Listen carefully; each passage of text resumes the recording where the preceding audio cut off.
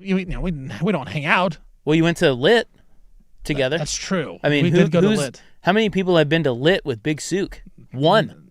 Not a lot. One. I tell you what, I'm going to be the only one. He's probably not going back to a Lit show. That thing. Yeah. Disaster. I'm sorry. They're just, you know what? I wanted you to have a good... I did. I had fun. I had fun for the one song that I really liked. But I wanted you to go to a really good concert. See, I'm glad I didn't. I'm glad it's a terrible one. If you had to go... So, for those that don't know, Stevie concerts. Yeah, Stevie concerts. He didn't ever... You've never been to a concert. No, not one. And so 39 years old. We made you go to Lit. But if you had to choose now one band or act to go see live, who would you choose? Like, who would you want to go see? Oh, that is hard now. I don't know. Because I would say Linkin Park is probably my favorite ever, but they don't have their guy. Chester's not there anymore, so I don't want to. What happened to him? He's dead. Is he died? Yeah. Is he killed dead? himself? Oh, really? Yeah. Yikes. So they have a new lady that's in charge, and she's fine. She's not as good. Yeah, you don't want to. That's no. Yeah. No, maybe Zach Brown. Really? I do love Zach Brown Band. Okay. They're really good. Okay. Yeah. I know a lot of their songs, so it's like it's one of those things, you know, because that's the thing with Lit. I know like 2 songs, so when they play the songs I know, I'm like, yeah, this is awesome.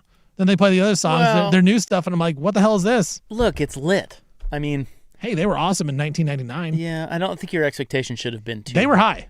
I had high expectations going in. That's on you. It's Lit. But Zach Brown Band, I've heard, is really good live. Yeah. You should go to that show. Goes Vaughn went to it. She said it was great. So I'd go without you. Yeah, no. She's a concert goer without me. Really? She goes with the gals. Yeah. See, that's the girls thing. Again. Exactly. You live separate lives. Love it. She goes with the gals. They love to get cowboy boots on. They love to put cowboy boots and cowboy hats on. It's not just for girls. Boys will do it too. Yeah, well, I would hope that if you're a dude wearing cowboy boots, you're a cowboy. Dude, I don't know if there's anything more I could not pull off than cowboy boots. I don't either. No offense. Dude, I would look so dumb. Yeah, I would. I mean, I really don't. Or like think... a cowboy hat. You could maybe pull off the hat. Even just like a cowboy outfit. I would look so stupid. Yeah. Like dress as a cowboy? You would. I would look terrible. But do you think that men should not... I mean, no man should wear cowboy boots unless he's a cowboy, right? I agree, yeah. Like, you can't... Now, women can do it. Right. Because they just want to look hot. It's like a Halloween costume. And they look great in them. Yeah. They look hot in them. Yeah, exactly. But you can tell. You can suss it out if a guy doesn't, he's not a real cowboy. Yeah, you do. You got to be a cowboy to wear cowboy boots. Yeah. And a cowboy hat. Well, you could then because you're from Kansas. I am from Kansas, but I'm not a cowboy. You could pull it off. I do not live on a farm or a ranch. You could with the bolo tie. Although I did have my grandpa had a farm. That's what I'm saying. I'm saying back then I had cowboy boots. You have a little cowboy in you because you had to go clean the chicken coops. You got some cowboy in you. Yeah, but not anymore, man. You've washed it all clean. My wife bought a bit. She went out to what was that show? Oh no, it was Chris Stapleton. She went to the Chris Stapleton show the other night. What'd she put on? Cowboy boots. Well, I'm she like, should. Where'd you get those? She goes, I just bought them. These old things? Like, yeah, these old things? Yeah, she bought them for the show. Just for the show? I think so. So she'll probably never wear them again until she goes to another country concert. Exactly. This is what women do. I love women. I just love them. They're just so funny. I feel like, I don't know if your wife does this, but if we have because I don't know, so this is a wedding reception on Sunday. Right. I would imagine she has already bought something new to wear for it, even though it's like every time there is a wedding or a formal event of any kind, if she knows it's coming up, she will buy something new. And they look great. Of course. Then I just pull out some suit I have. Right. We pull out the closet. The ill-fitting sport coat. Yeah, you wouldn't. Yeah, because you're not. I mean, what do you wear? What do you wear to something like that? I'll wear. What do you mean, Sunday? Yeah. Oh, just like a sport coat and a button down. Yeah. Maybe some jorts. Some nice pants. Yeah. Jorts. Yeah, I mean, I don't like ties, so I probably won't throw on a tie. When was the last time you wore a tie? My son's wedding. Talking ball. Oh. Talking ball. I never even wore a tie. Remember that? Your son's wedding. That's a good event to do it then. Well, yeah, you got to throw on a tie. Got it. I was in the walking down the right. You'd look like an idiot. Actually, she made my daughter-in-law made me. She's like, hey. I was like, hey, Isaac, you got to wear one. What do you think about no tie? Maybe no tie. She's like, yeah, no. No. And of course, it's her day. So, Yeah, cowboy boots with basketball shorts. I would pull that off. hey, that comedian. Did you see that comedian that was in here? What was his name? Jeremiah. Yeah, funny guy. Good interview. Good interview. But I got to tell you what he was wearing. Outfit choice may have been. Bro, that dude was wearing baggy Lakers basketball like shorts. 2005. Yes. Lakers basketball shorts, like baggy to the knee. With a green T-shirt and a green hat. Right. Like Celtics. Celtics color green. Like that. I'm still a little flummoxed by it. I'll be thinking about it for quite some time. Because what was he thinking? There's no matching ability at all. Nothing. Like, not only, like, that's the worst combination. First of all, just wearing the Laker shorts. Bad enough. Then. You got a green. The green hat and the green shirt. I mean, does he think, oh, wow, look at this? Or is he doing a bit? It could be a bit. It's probably a bit. He is a comedian. Yeah, he's a comedian. So it's probably a bit where he's like, look, I dress funny. Right. Which is great. Okay, then I'm all for it. Right. So that's my cowboy boots and basketball shorts. Yeah, cowboy boots, basketball. You're just all about ball.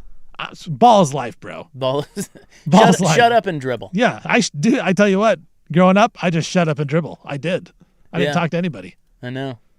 Still don't talk to people. No, you really don't. We had an exercise before the show on who Steven knows in the office, and he is shocking. It's about 33%. Very 30%? Few. Very few people. I'm like, who's that guy? He's like, I don't know. I don't know, some sales guy. It was Ryan Cooley. Then he asked me that guy. I was like, I don't know, Dusty? Oh, that was Dusty. Oh, okay, that's my boss. Yeah. Nobody's here today. They're all out. Again, another nice day. Nobody shows up for work except for you and I. Jackson's out there. He's grinding away on the guy's YouTubes. A grinder. Dude, he's putting out videos left and right. I know. He's unbelievable. You should keep an eye on our YouTube channel. It's gotten a lot better. We got Jackson over there. Can we keep... How long before Jackson's out of here? I don't know. 6 months? It just depends on how quickly he's looking for a new job. Exactly. And there's your Brad Boxberger opening prattle. Thank you. It's going to be Steven and I today. Joey Harrington will be on. And a little bit of a programming announcement about a guest returning to our show next week. And we'll do that next.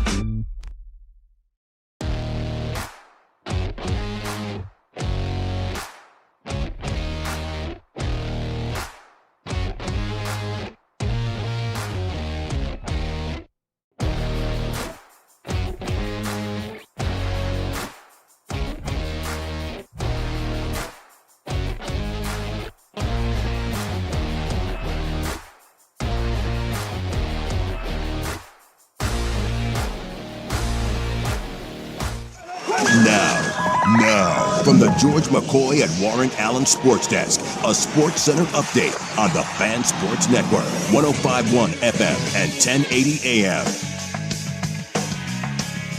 First on the Fan, Spurs star center Victor Wembanyama. He has signed a new long-term contract extension with Nike. Nike then unveiled a new signature logo, and Wemby will have a new signature shoe line going forward. Mark this in funny injuries. San Francisco Giants outfielder Harrison Bader, he's out for the season after he was in a scooter accident where he reportedly drove his scooter into the back of a fire truck, and that fire truck then ran over his injured foot. Witnesses say that Bader was seen drinking at various points of the night before the scooter accident. CBS Sports, they have placed NFL analyst Tony Romo on leave following his arrest last week on suspicion of driving under the influence. J.J. Watt going to take over as the number one analyst with Jim Nantz. And the Portland Fire take on Caitlin Clark in the Indiana Fever tonight at Moda Center. Fire 8.5-point dogs. I'm Stephen Vaughn from the George McCoy at Warren Allen Sports Desk. Don't call your mom. Call George McCoy at warrenallen.com.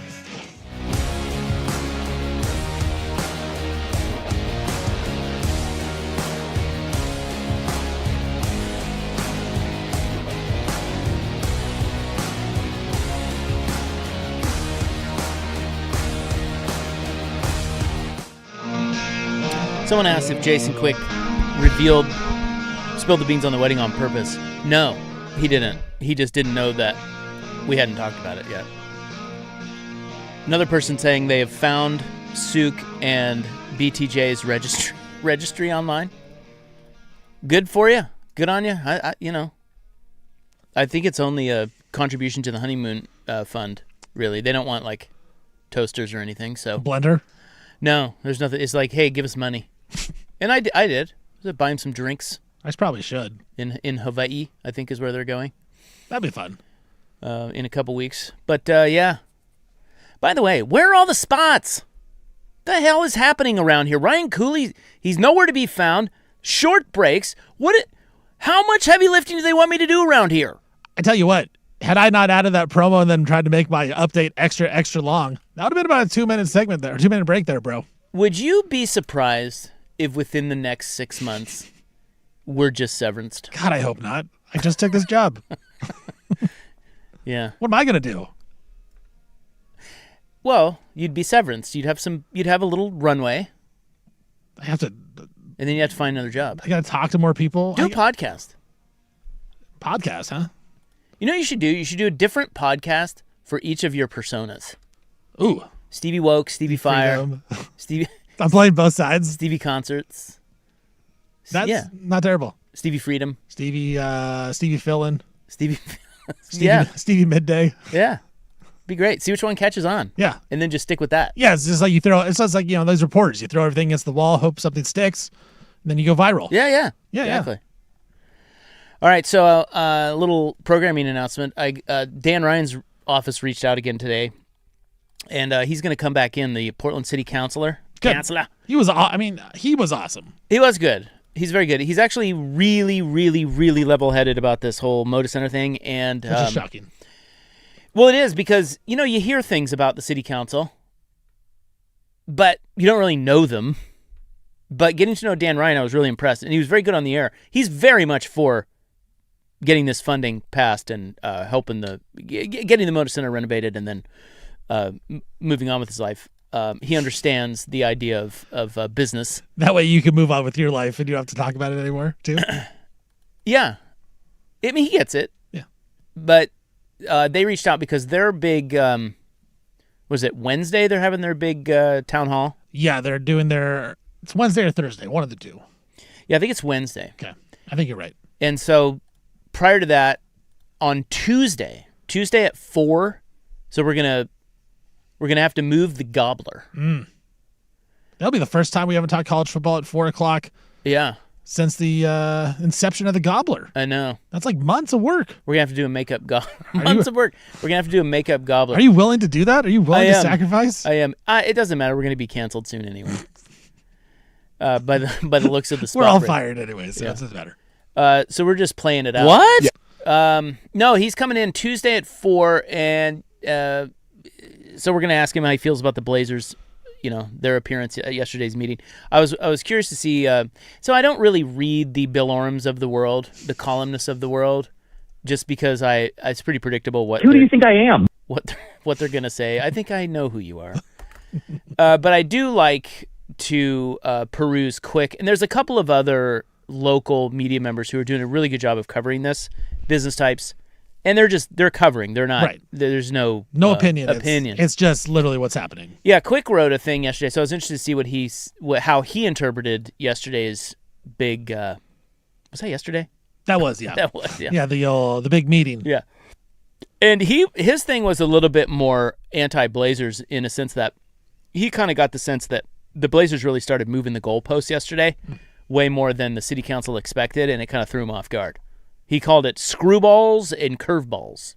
And I can see that because they started talking about, the city, just kind of the business climate here. And while that's all valid, those are valid concerns. Like, as one of I think the counselor said in the meeting, they can't change tax rates. Right.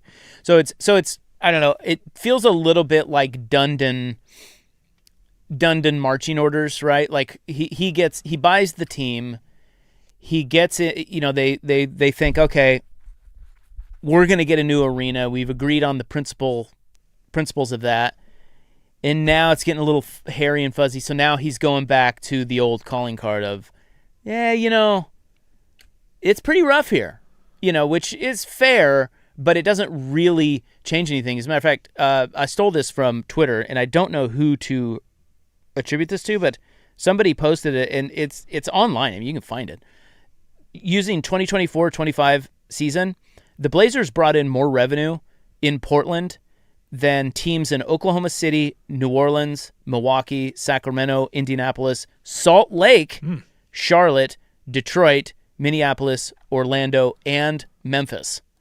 So the only small markets that outpaced them in revenue were Cleveland, Denver, and San Antonio. Interesting. It is interesting, and that's just one season. But I don't know. How bad is it really? I mean, I get it. The business climate here is not good, but it never has been. Right.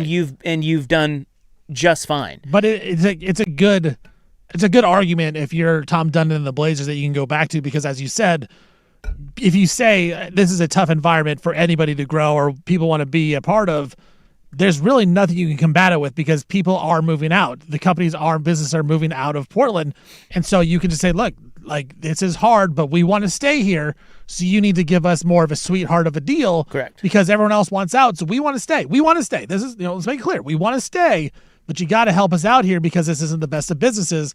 But as you said, if you go look at some of the numbers, maybe it is a little bit better than it is, but you can't argue that because the national narrative and all these national people have been picking up this, this story, whether it's ESPN or Fox Sports, all these people are picking it up and it's just saying Portland's leaving, the Blazers are going to leave Portland because of the city of Portland and how bad it is. Yeah. And there's that national narrative that you can play into a little bit, whether it's true or not. It's an easy way to go about it. Well, I mean, let's be honest. He's partly true. To be fair here, yeah. It is. The city has not helped that perception. And it's not a perception. It's gotten worse, yeah. Yeah, exactly. So, but that right there is why I think the deal will get done, is that they're simply bluffing. They're just trying to get the best deal for them. And as they should, right? And the city of Portland, this is what, I said this earlier today with Patrick, it's like, look, I think both sides want to come to an agreement, but I'm not here to just say, hey, we got to give Tom Dundon everything he wants. Like, I want the city of Portland to figure out the best deal that helps them out, and I want the Blazers to figure out the best deal that helps them out. You can't just give in, but at the same time, you do have to figure out a deal. Like, that is what it comes down to. You can't just give in, though, but let's figure out a deal. Yeah.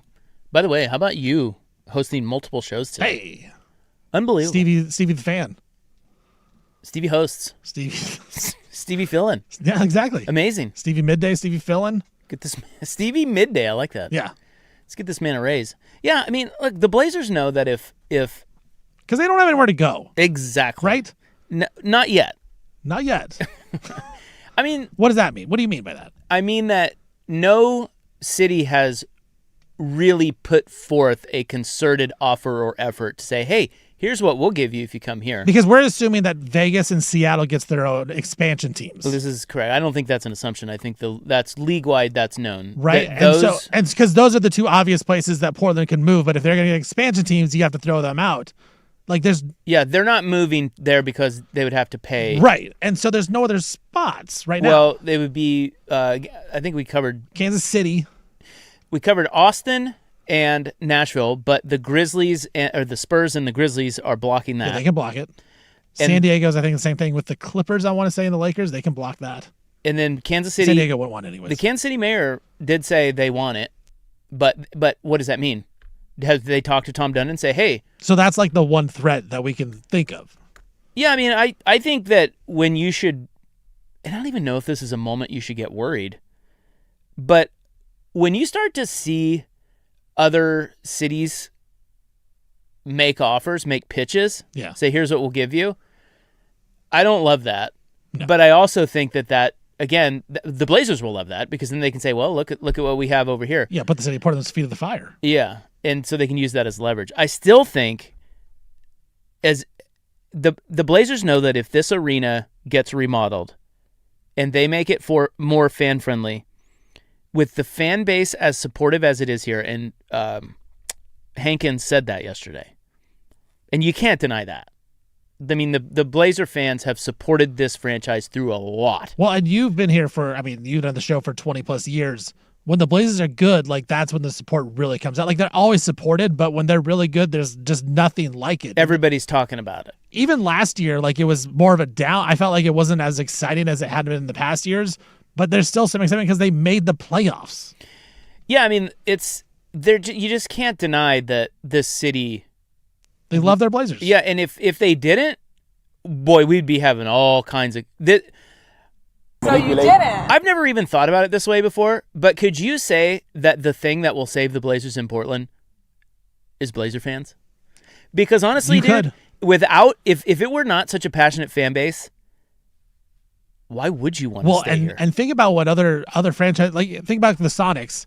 They stopped going to the games at the end because they knew Clay Bennett was moving them out because they hated him so much. The Blazers have had Jody Allen and Burt Colt, who, by my account, no Blazer fan has ever liked them. I have heard 0 radio segments, 0 comments, 0 tweets that said Jody Allen is awesome at her job as the Blazers, yet Blazer fans always go out and support no matter what. You're a loser. They have been through terrible ownership, and they still go support their team no matter what. And so that you might be right, is the fact that even through the downs of a bad ownership, Blazer fans still showed up. It proves how much they actually do enjoy it. Yeah, so I think that, well, and two, let's add this. I've been here long enough, and you obviously were too, but the Jailblazer stuff, all the stuff in the early 2000s, and that dragged on. I mean, there was a lot of different iterations of that. That was really bad. I mean, it was very bad, really bad, and yet they survived it. It was rough at the time. They lost a lot of sponsorship dollars, but that's their own doing.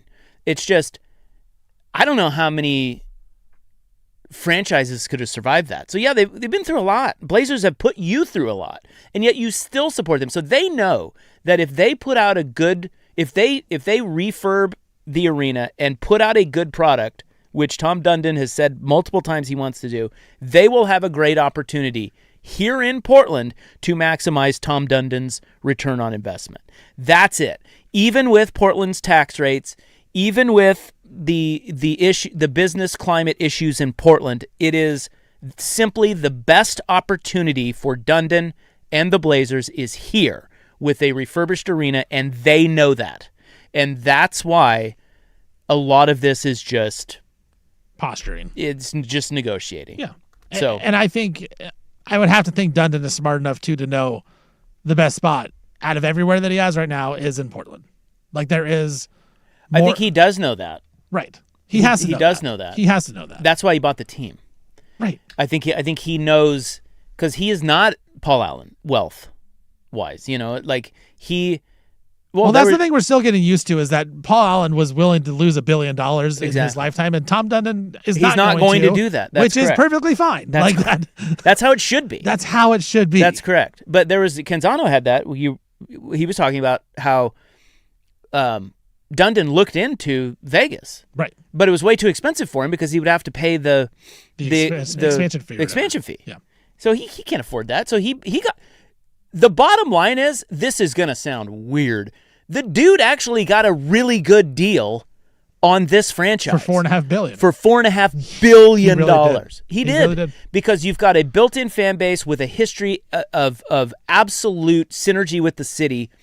The city's not in the best place, and the arena's certainly not in the best place, but you are part of the conversation of revamping all of that. And guess who's going to benefit from that? Tom Dundon. Tommy D.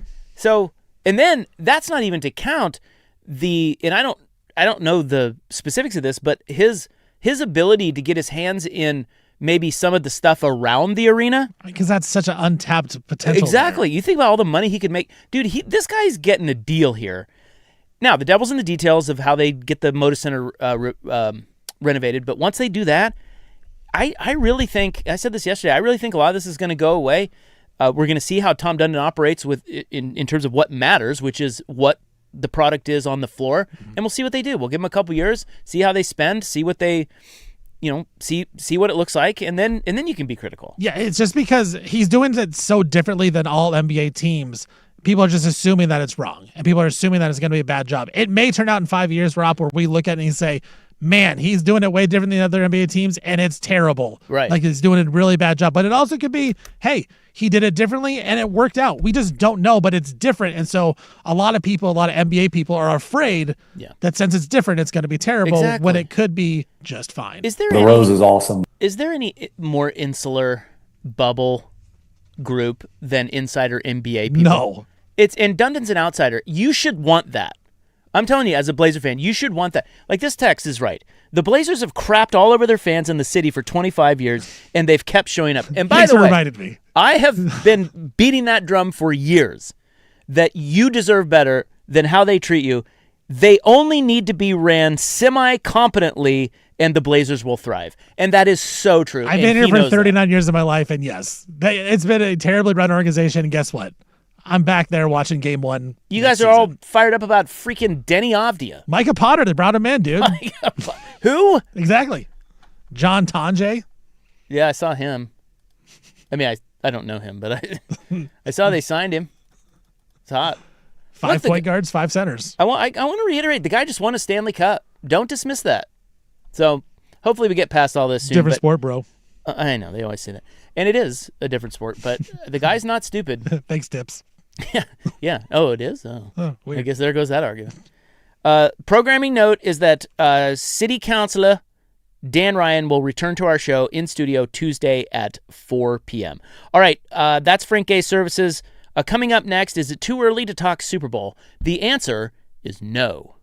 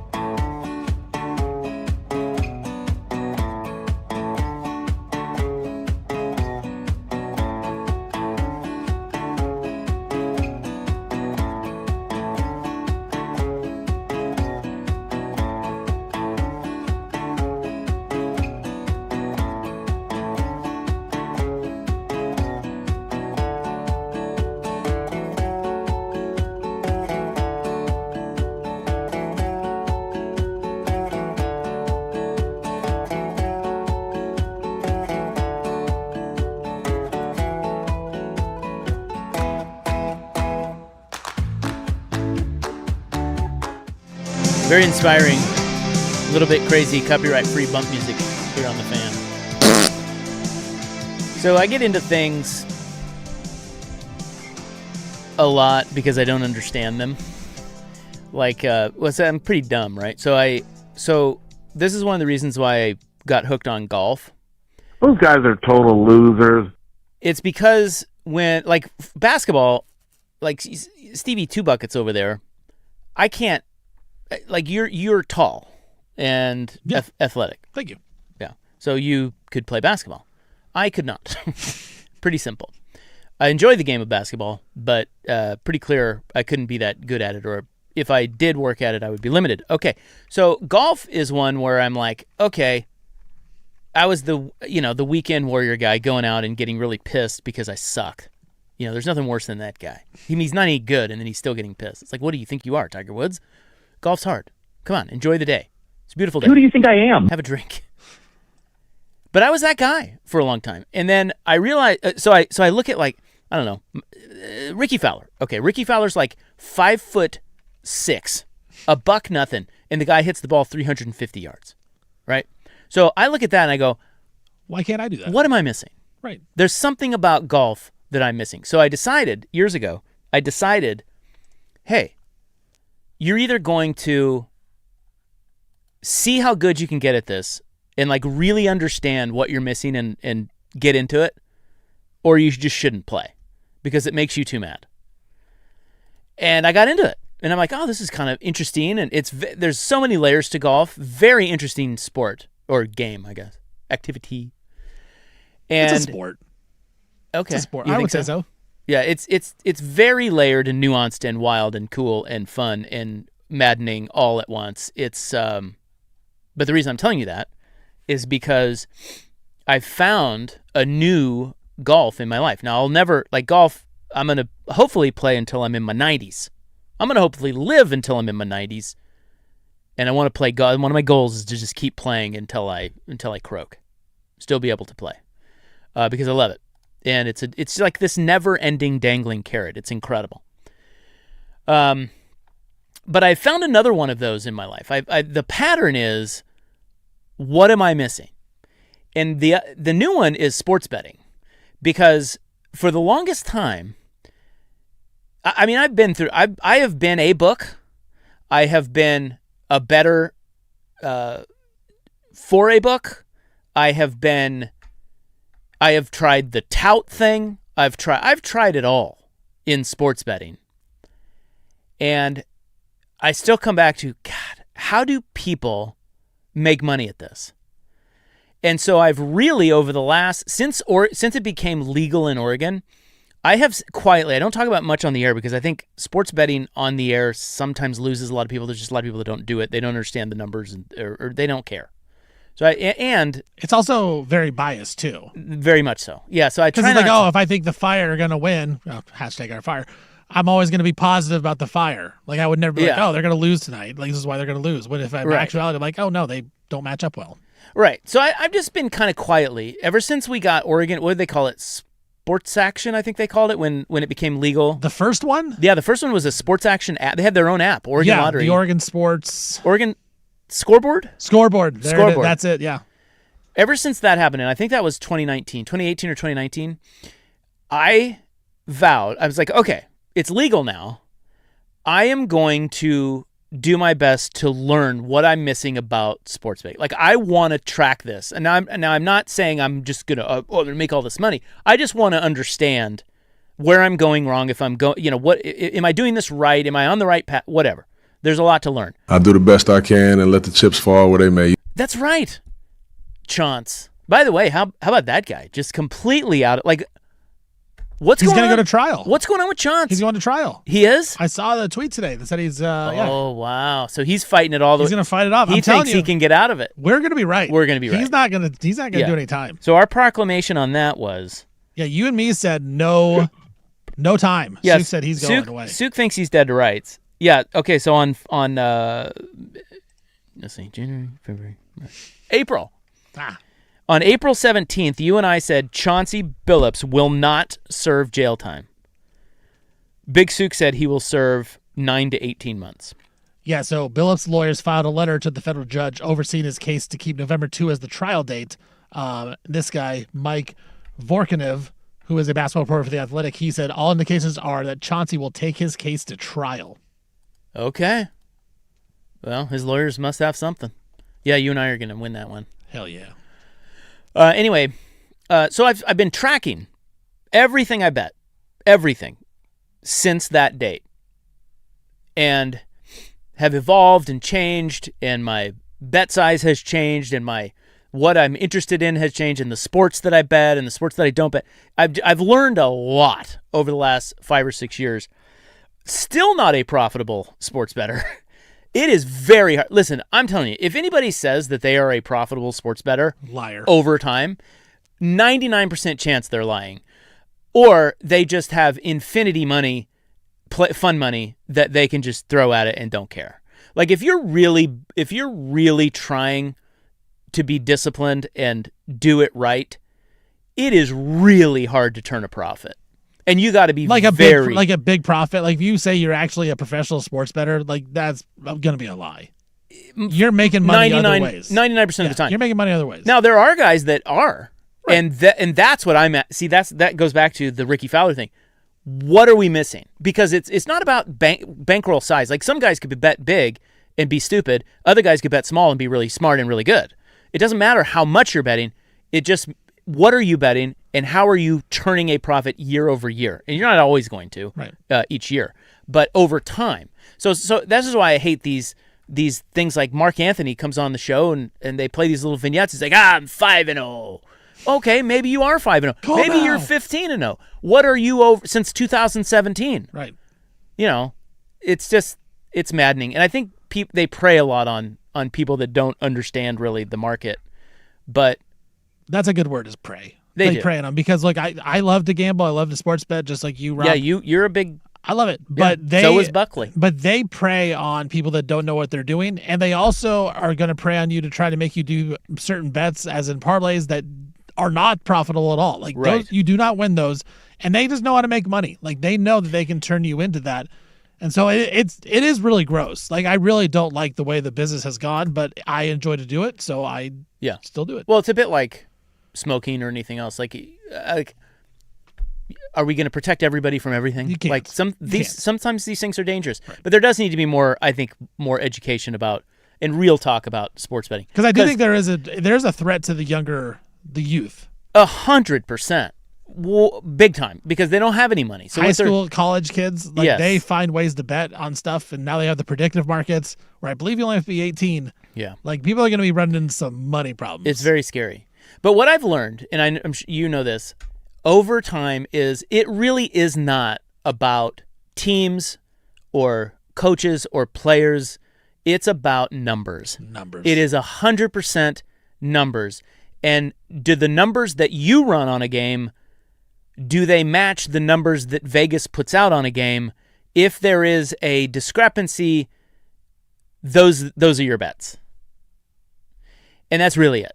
So the question is, and Dave Bartu is really good at this. Like he's been doing this since day one. He and I have talked a lot about this kind of stuff. You have to put together your own numbers. That's how you find a minuscule edge. And even then, you will put together numbers that you think are good. We've done this. I've done this with Bartu. And they don't really work out. It's like, that's not right. Let's tweak it. Let's do this and do that. But there are people that have put together numbers that consistently win over time. But those are such small, I don't know, they're just really small edges here and there.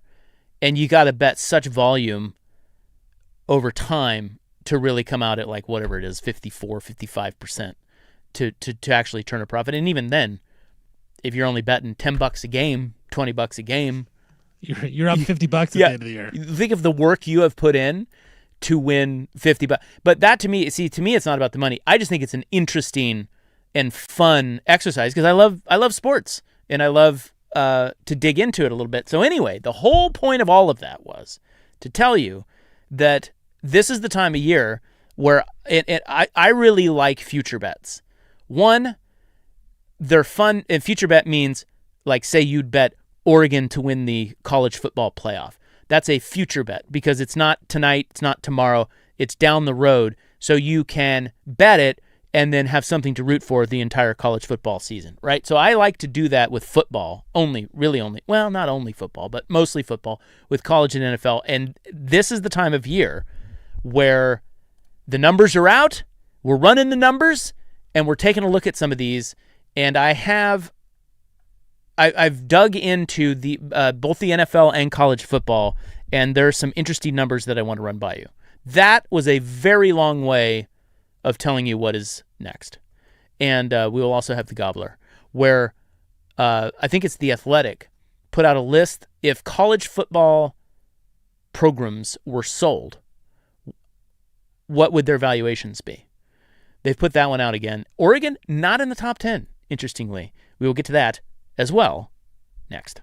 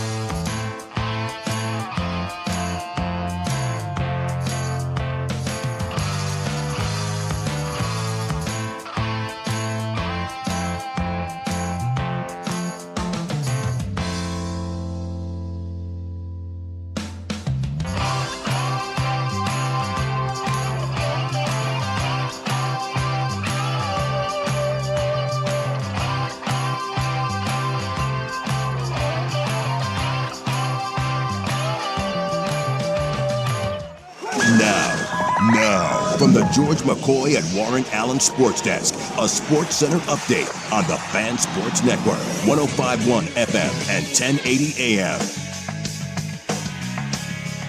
First on the Fan, San Antonio Spurs center Victor Wembanyama, he is signing a new long-term contract extension with Nike. He's had to deal with the Spurs earlier, but now he'll stay with Nike. It'll include a new signature shoe line for the big man. San Francisco Giants outfielder Harrison Bader, he is going to be out for the season after he was in a scooter accident where he reportedly drove into his scooter into the back of a fire truck. The fire truck then ran over his injured foot. After that, witnesses are saying that he was seen drinking at various points during the night before the scooter accident.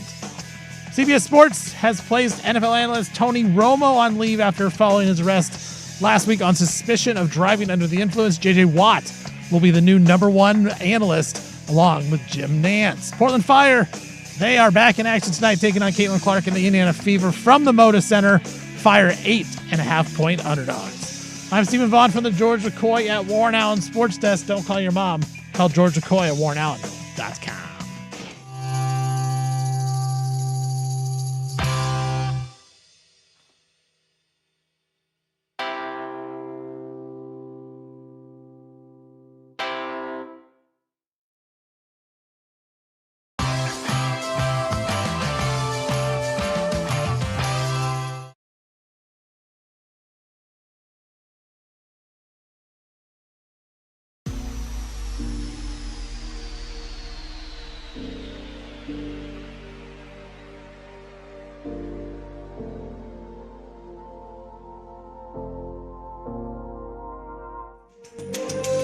All right, welcome back, Gobbler. What is that story about the fire truck? Who is that involved? Harrison Bader. He's an outfielder on the Giants. He was riding his scooter drunk, ran into the back of a fire truck. The fire truck then ran over his foot. Now he's out for the season. So would he have not been out for the season if the fire truck hadn't run over his foot? I don't know, but it's a funnier story. How did they? I have so many questions about that. I need to look more into it. We need vid. Yeah. So he was drunk.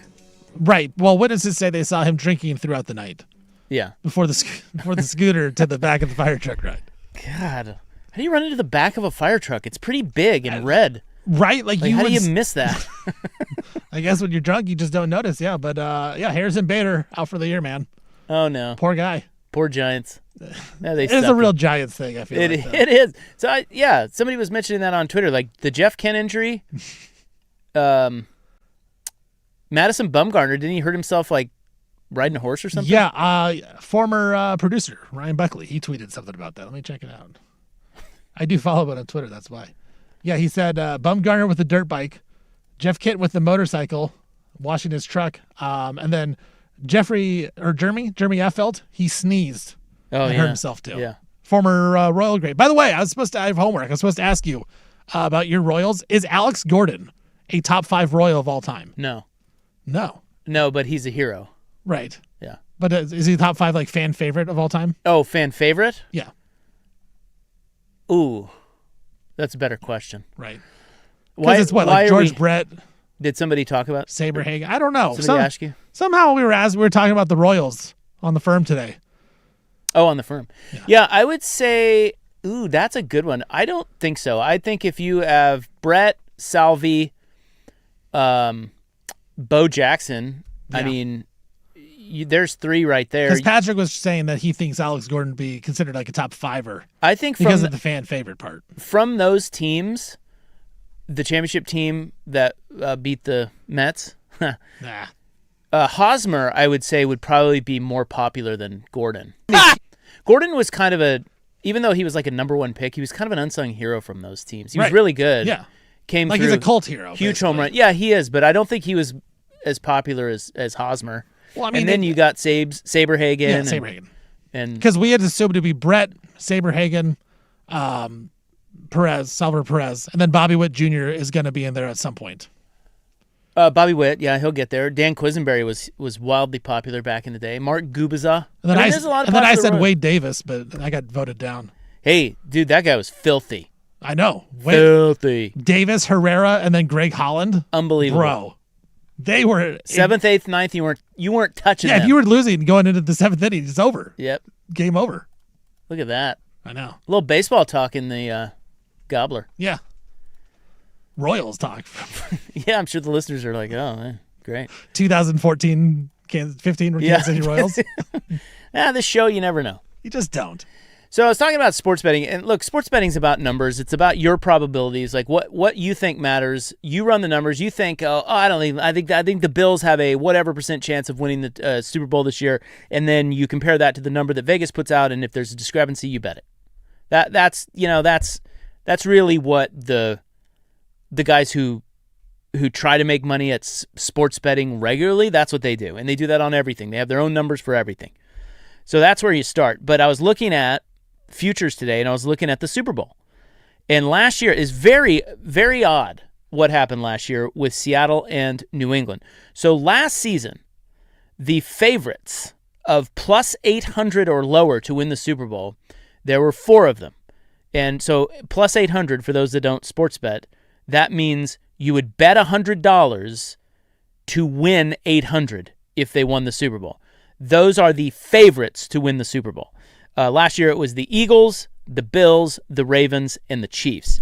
The 2 Super Bowl teams were the Seahawks and the Patriots, and they were plus 6,000 and plus 8,000 at this long shots at this time of the year last. Yes, as a matter of fact, I didn't have the time to go back that far, but Football Reference has it, so I could do this.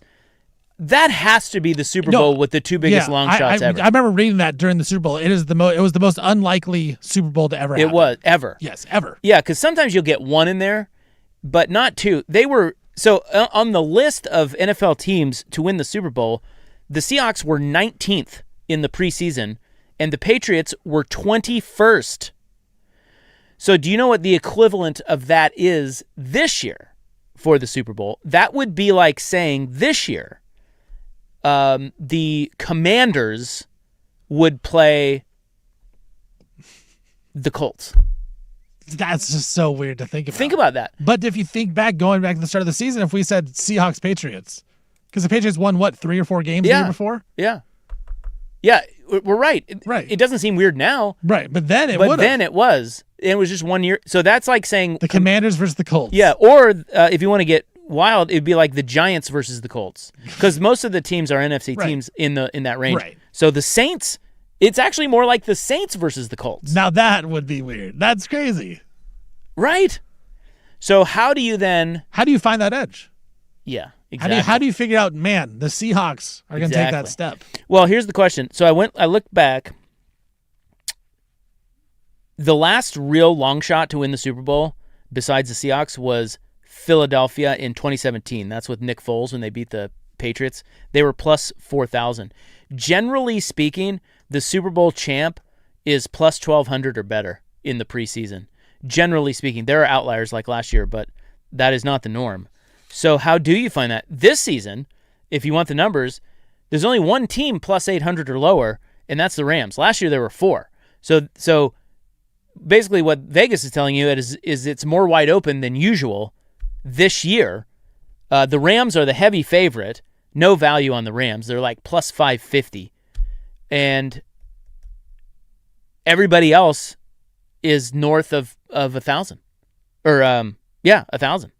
So it should be more wide open than it usually is in the NFL. Yeah, so I'll give you. So here's the exercise. Yeah. I'll give you the top 4. I'll give you the Rams, Bills, Ravens, and Seahawks. Those 4 are all plus 1,200 or better, or you can have the field. That would include the Texans, the Chiefs, the Eagles, the Patriots, the Chargers, the Packers. I would take the field. The Niners. Me too. I would take the field. As a matter of fact, my 3 future bets are all in the field. Love it. Mine are Texans, Packers, and Niners. Those are the 3 I bet. Because I just think they're really good teams. Right. And they're plus 2,000 or worse. The Niners especially. I think we're sleeping on the Niners. I mean, as long as they're healthy, they're great.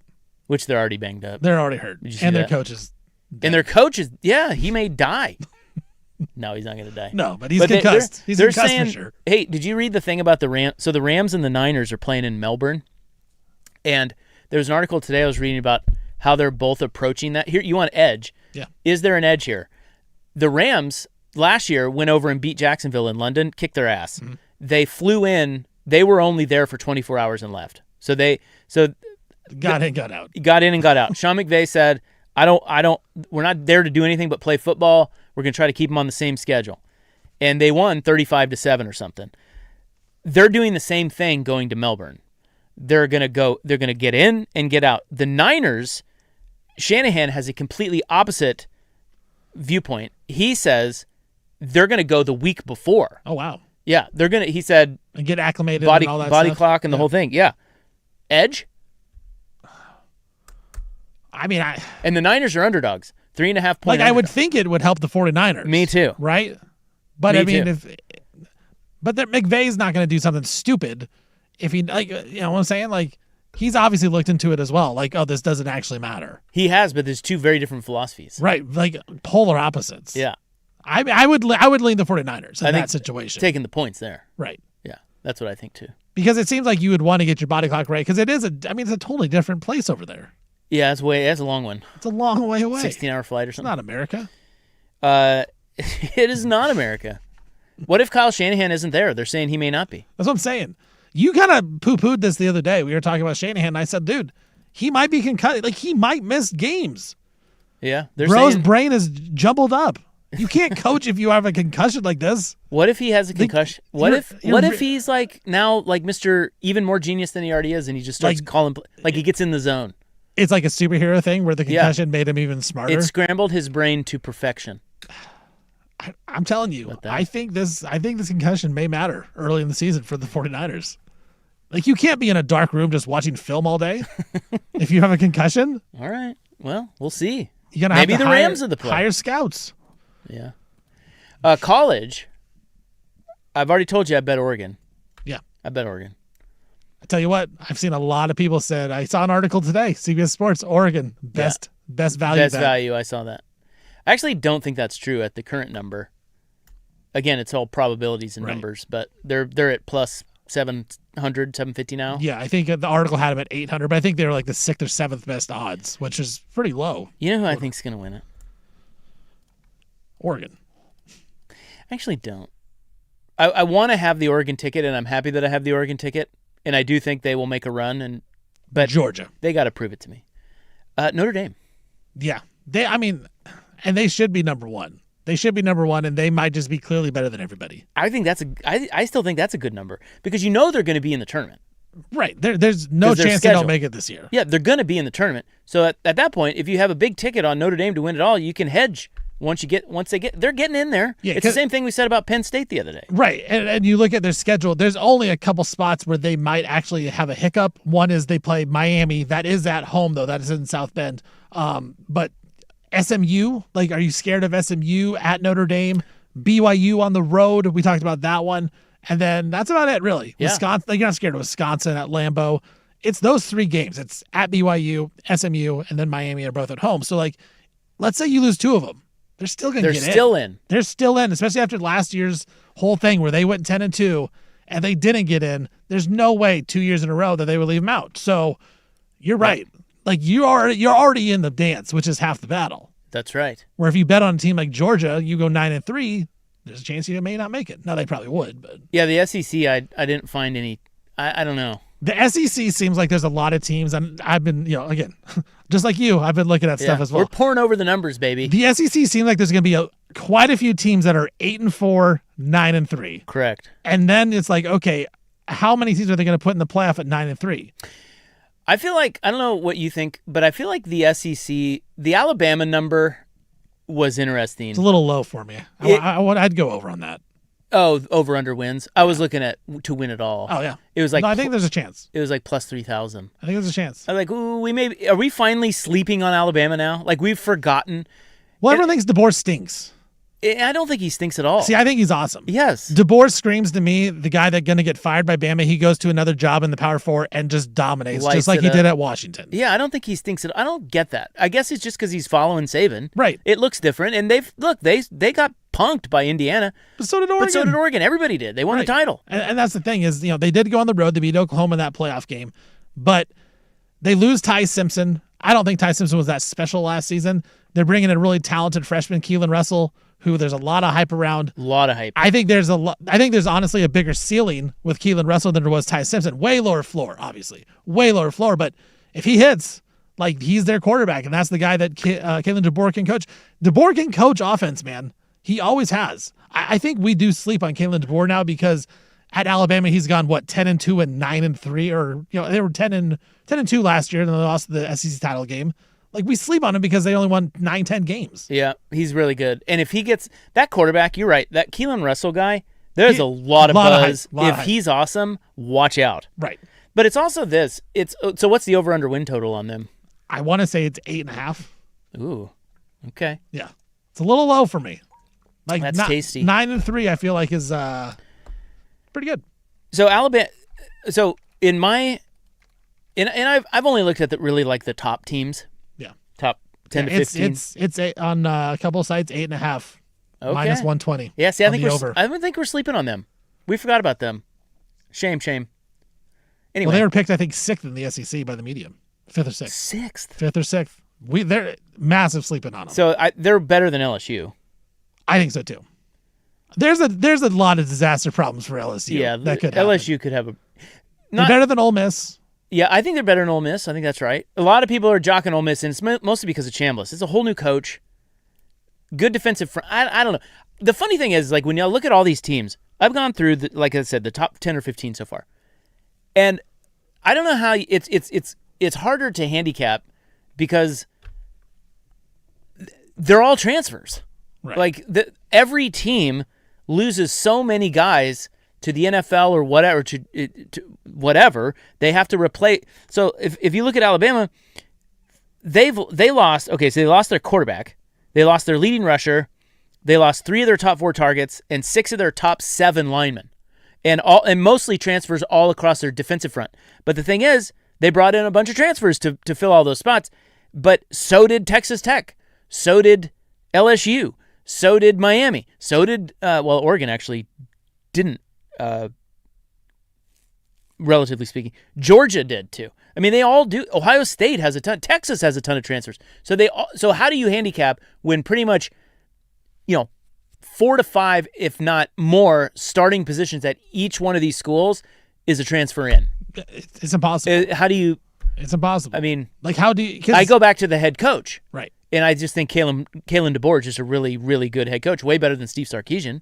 Well, I give Alabama the nod over Texas. It's the track record. It's like Oregon. Like, landing hits on the transfer portal pretty much every time. The only guy that really didn't hit was Mekhi Hughes, the running back. I think he's at Houston, I want to say now. He's back with his old coach, Willie Fritz. Is he really? Yeah. So he'll play Oregon State in the season. Yeah, because he was at Tulane with Willie Fritz, then went to Oregon, flamed out there, back at Houston with Willie Fritz. Willie Fritz, good coach. Great coach. Yeah. But Lanning, I'm going to trust in the portal. So, like, if you're telling me, oh, Oregon's going to start 5 or 6 guys on defense from the portal, I'll be like, oh, I really think this is good. Where I think if you go with a DeBoer, it may not be as proven. Where you're like, okay, this could hit or miss. We don't know. Yeah. This goes all the way back. I always think about coaching, I think, is more important than ever yes. in college football. Well, in NIL right. budget. But with these top teams, it's kind of all relative. Right. In a way. But I always go back to Bartu. Remember, the Matrix all started because he said only 3 things matter in college football. Talent. Coach, talent, and where the game's played. Yes. That's it. And that's how he based his whole matrix off of that, which is exactly what we're talking about with sports betting. That's what you have to do. What do you think matters? Run the numbers. If they differ from Vegas, there's your value. Love it, man. It's fun. I got the juices flowing. Me too. It's fun. And by the way, Stevie Vegas, hey, we're going to Vegas in 2 weeks. We're going to be there with shows from Circa August 27th and 28th for you. So you think we're talking... It's a little more than 2 weeks. You said 2 it? weeks. That's 1, 2, 3, basically 4 weeks. It's like a month away. Oh, yeah, I guess so. Or the end of July. Well, whatever. Same thing. We're going to be out there. 2, 3, 4 weeks. Whatever. I'm so excited. I can't wait. And we're going to be at Circa, and you better believe we're going to be talking sports betting. 2 off, 2 on, 1 off, 2 on. It's going to be great. That's right. All right. Well, I didn't get to everything we wanted to there. I'll save it for next week, but The Athletic put out the valuations of college programs. If Oregon were to be sold, how much would it go for? We'll get to that next week. We're ready to move on to In the News. Today,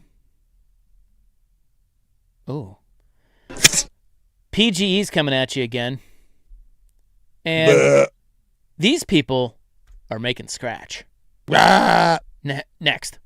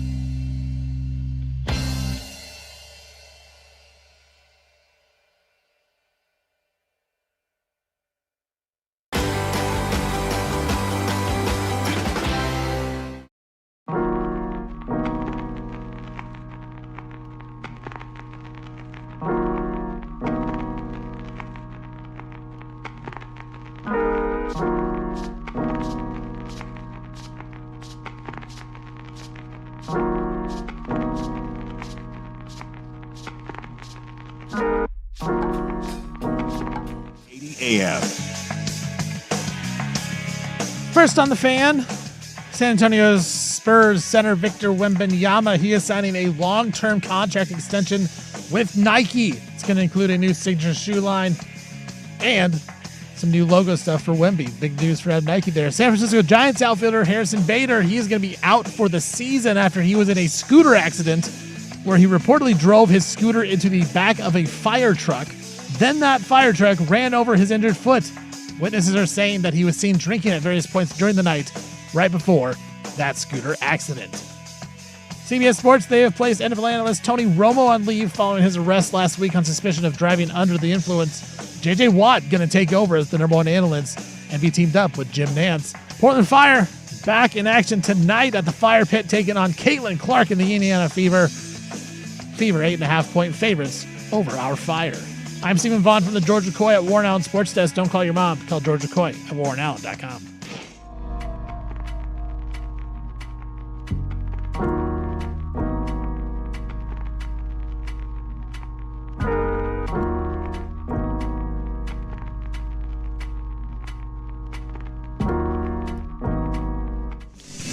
Someone asked why we're going to Vegas together. Good question. Circa is bringing us down because they have these, and we'll tell you more about it when we're down there. But I thought it was just a romantic getaway. Well, it might be. What? It could be both. Good. You and me. Yeah. Yeah, what if we elope? You know, it's 2026. Yeah, we'll take couples pictures. Yeah, go to the Elvis Chapel. Yeah. It is Vegas. No, Circa's got like these football contests that you guys can enter. We'll tell you all about it, but they're pretty awesome. Big national contests. They give away millions of bucks. But that'll be in apparently 4 weeks. So one other thing, it is Fellowship Friday. I forgot to mention. We're moving on from Monster Energy Friday because they're not stepping up with their dollars. We tried. We did. We gave them a fair shot. We it was teed it at up. least a month. That's right. Worth of publicity for nothing. Plus, I don't like Monster drinks. How'd you feel after that, by the way? Did you feel different? A little bit. It was like a little jolt. Yeah. Nothing major. Yeah, you're a pro. Well, I drink a lot of coffee. Nothing's gonna bother you. A lot of coffee. So anyway, it's Fellowship Friday. We're fellowshipping. Joey Harrington will be on in an hour. One other gambling. I wanted to throw this one at you real quick, and then we'll get to in the news. Blazers over under win total. Now, I'm not a big. I will tell you that I don't bet much NBA at all. I don't understand it. Blazers. Plus, like the point swings in the NBA, yeah, and the injury stuff, it makes it impossible. I'm still mad that the Spurs gave away a 29-point lead in Game 4 of the NBA Finals. 29. Yeah, 29. I had them to win. You were right about that bet. I had them as a dog to win the game, and you lost the bet. Right. Like, come on. 29 points in the second half. So the Blazers over under win total this year is 43.5. Oh wow! Did you know that? No. Super high. That was very high, yeah. Last year it was 32.5. And of course they won. Would they win 40? Yeah, they went way over on that one. Yeah. But you think, I don't know, 43.5? That screams under to me. Yeah, they were 42 and 40 last year. And they added Ja Morant? And now they got to win 44? I don't know, dude. That's tough, man. Yeah, the Western Conference didn't get any easier. No, new coach. Yeah. I hate to say you're right, but I think you're right. I would definitely lean under in that one. Well, I'm not betting it. I'm not either, but I don't think, again, that's a little high. You talk about value and stuff. I don't think there's value in betting on the under in that one. Right. But I would lean that way, too. That does seem like a high number. July 31, 2026. Time now for the news. I'm your noted and humble newsman. Thank you. Bro. Thank you. It's brought to you by the Advocates, injury attorneys at advocateslaw.com. We're, August is tomorrow. How will you remember July of 2026? Stephen Vaughn. Well, you know what? It is my brother's birthday today, so that's how I always end July. I remember, think of him. Think of the great brother. How old? 42. So he's an older brother. He's an older brother. Yeah. Did he beat you up as a kid? No, not really. He was nice. Yeah? We didn't fight too much, but, I mean... Do your kids fight? I mean, they argue. They argue and bicker a lot. They don't necessarily, like, throw down or fight, but they will, they just get on each other's nerves all the time. That's what you should do. Right. You annoy your brother. Right. I tried very hard to do that as a young man. Yeah. I was good at it. I can tell. Hasn't changed.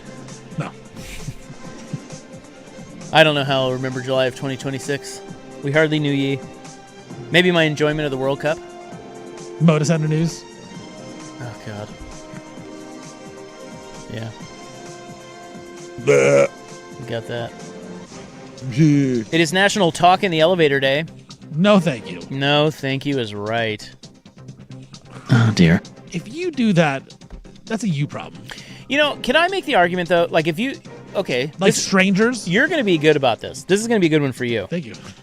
Because you don't like to talk to anyone. What are the worst places to start a conversation? Because elevator's probably going to be on the list, but I could make the case that the elevator's not bad because you know it's going to end shortly. That's a good point.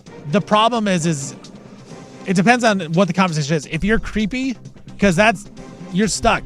Or you're just like I think making small talk for no reason. Right. I think of it from a woman's perspective. Like if I'm trapped on an elevator with a guy who's like legitimately trying to hit on me, that's the worst spot in the world. Has that happened to you? As a woman, yes. What? I'm thinking it from a woman's perspective. Wait, you're a woman? Yes. No. I don't know. Maybe you don't know. Nobody knows. But what I'm saying is you're trapped in a space with a person that you don't want to have a conversation with. Yeah, but it's short. Like that's the beauty of it. Right. Like it can't be number one. Like to me, well, I agree with you. I've long stated that the bank is off. I get so viscerally mad when the teller tries to small talk me at the bank. Like the DMV. That's a good one. But nobody really talks. Right, they know not to talk. People just sit there in misery. Everyone is so miserable. Airplane? Do you like to talk on an airplane? No. Me neither. But I will. But see, that's harder than with the elevator. Strangers though? Yeah. I will if they like if they start it. I will, but I'll also give many signals to shut up. Like put your headphones on. Or whatever. Yeah, or like turn or like look at my phone or something. Oh man, this magazine's really good. Yeah. I've been meaning to read an article in here. But that's worse because than the elevator because that could be way right, because that longer. is longer and you're stuck. You have nowhere to go. Like you can't just swap seats. And we've all sat next to the person that will not shut up, that does not take the cues, and thinks you're rude if you're like Uber. Not like if you take an Uber. Ooh, I don't like to talk in the Uber. Do you? As an Uber driver, I would let the person figure it out. If they want to talk, I'll talk to them. But I'm not usually going to start a conversation. But you can tell really quickly. Can you? Because I'll be like, hey, awesome, good, hi, what's your name, blah, blah, blah. Figure it out and like, hey, how are you? Then there's like, good. Well, they're like, okay, they don't want to talk. Right. Other people just start talking after that, and I'm like, oh, that's fine. Did you ever take that personally, like they were rude? No, never. Yeah. Never once. I thought it was always fun. I like to hear people's stories in the Uber. A lot of people have some weird stories. I bet. Yeah. So you did like talking to people in the Uber? I didn't mind it. Because if they didn't talk, I would make it weird and I wouldn't turn the radio on unless they asked. So just complete silence. Weird. Yeah. Yeah, I don't really like to talk in the Uber. Do you like to have do you tell them to turn like the music on? No. I just stare at my phone. Just silent? Yeah. Play some sports bets. Oh, yeah. And then the bathroom, of course. Bathroom is probably number one, right? Worst place to start a conversation. You're so vulnerable. Oh, so vulnerable. And it's like... My dad loves to like just talk in the bathroom. Really? Yeah, but he just like makes noises. To anyone? No.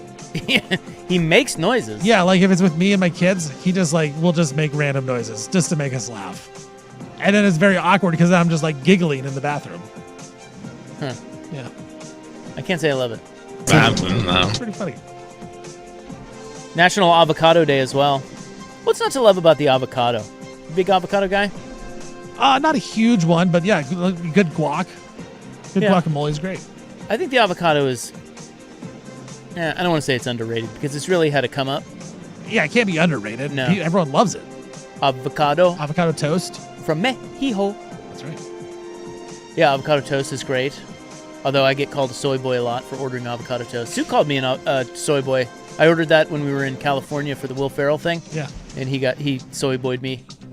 I didn't care. Yeah, I ate it. I love avocado toast. I love avocado. What's not to love? I love the color. I love the texture. I love the nutrition of it. I love the taste of it. There's really not a lot bad. No, it's great. Yeah. And if you were to power rank the fruits, is it a top 3 fruit? To take a guy that won't be ready to play.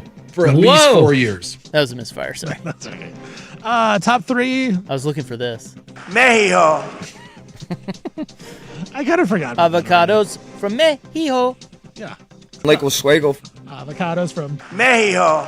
top 3. No, not top 3. Orange is the best fruit. Yeah. Strawberry. Should I get to some news? Strawberry. Oh, strawberry, the best fruit for you? Yeah. Wow. I'm going orange. And then probably avocado. See, orange is good, but if you get a bad orange, it's too easy to get a bad orange. I think it's too easy to get bad strawberries. That's true too. Grapes. Grapes are good. Raspberries. I love a raspberry. Any berry. Right. Berry should probably watermelon. Watermelon's fantastic. Yeah. How do we feel about the pear? Do you like pears? You know, I go through stages where I'm like, man, I could really have a pear, and then I have it, and I'm like, man, it was fine. Yeah. Like I'm not disappointed, but I'm like, I expected more out of you, pear. Right. I think it's the sogginess. Yeah. It's never crisp enough for me. No. Apple. Apple's overrated. I think we're on the same page here. If you're going apple, it's got to be a Honey Crisp or a green one. You know what's underrated fruit? Peaches. Delicious. Peaches look better than they taste for me. Oh, really? Yeah. I look at them, I'm like, man, that looks really good. And then I bite it, I'm like, again, solid. Juicy. Love a good peach. Cherries overrated. Yep. And then lemons and limes, you know, kind of in their own class because the flavors are so... a lime on a street taco is the best. Amazing. Just do that. I mean, it's great. Just do that. Should I get to some news? Sure. PGE is screwing you over again. They said today they plan to increase customers' electrical rates by 4.8% next summer, including a 3.9% rate hike for residential customers. That would increase the average household's monthly bill by $8.33. Awesome. This would be the 8th consecutive year of rate increases from PGE. Has there ever been a chance where it's like, hey, we're going to go down and lower your price on anything? Well, they do those peak rate rebate things. Yeah. They do that kind of thing, which is nice. But do you, like, they got us by the balls. Like, what are we going to do? What are you going to do? We can't do anything about it. Exactly. That's the problem. Is that all these companies know that, you know, if we're going to subscribe to them or we're going to buy from them, what are we going to do? We live a certain way. Yeah, turn off the power. We have a lifestyle now. See how that goes. Right. We have a lifestyle that we have grown accustomed to, and we're not going back to what it was. And so they can just charge us up the butt for it. Yeah, and they will. And they do. They will and do. But it's a bit like, I think it was Louis C.K. Didn't he have the bit on airplanes where he's like, why do people always gripe about airplanes? Dude, it's literally a tube that flies in the sky. You pay a couple $100 and it gets you where you want to go 20 times faster.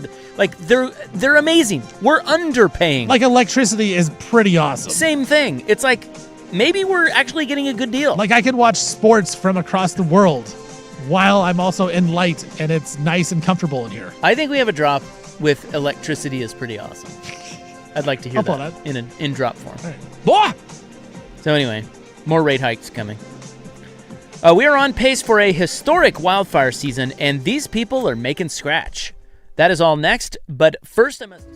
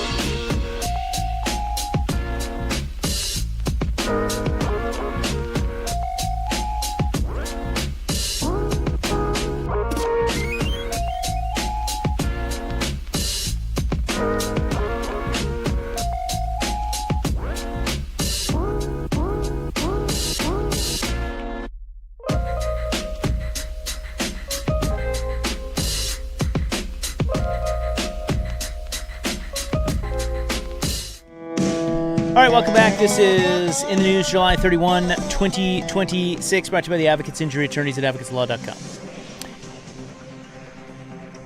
Stevie Fire is here today. Big Sook is out. He'll be back Tuesday. Got Joey Harrington next hour. We are on pace for a historic wildfire season. It's not even August, and it's pretty rough out there. They are saying, well, our most historic wildfire season on record is 2024. So it was just a couple of years ago.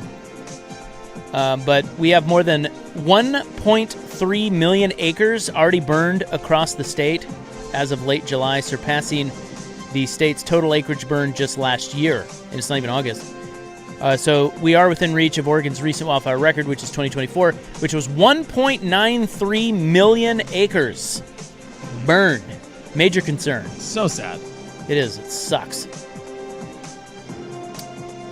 Because August and even September, you don't think of it, but September is a big wildfire month too. Well, I mean, you always think about, like, sometimes, the early Oregon Duck games, a lot of time they think about, like, the air quality.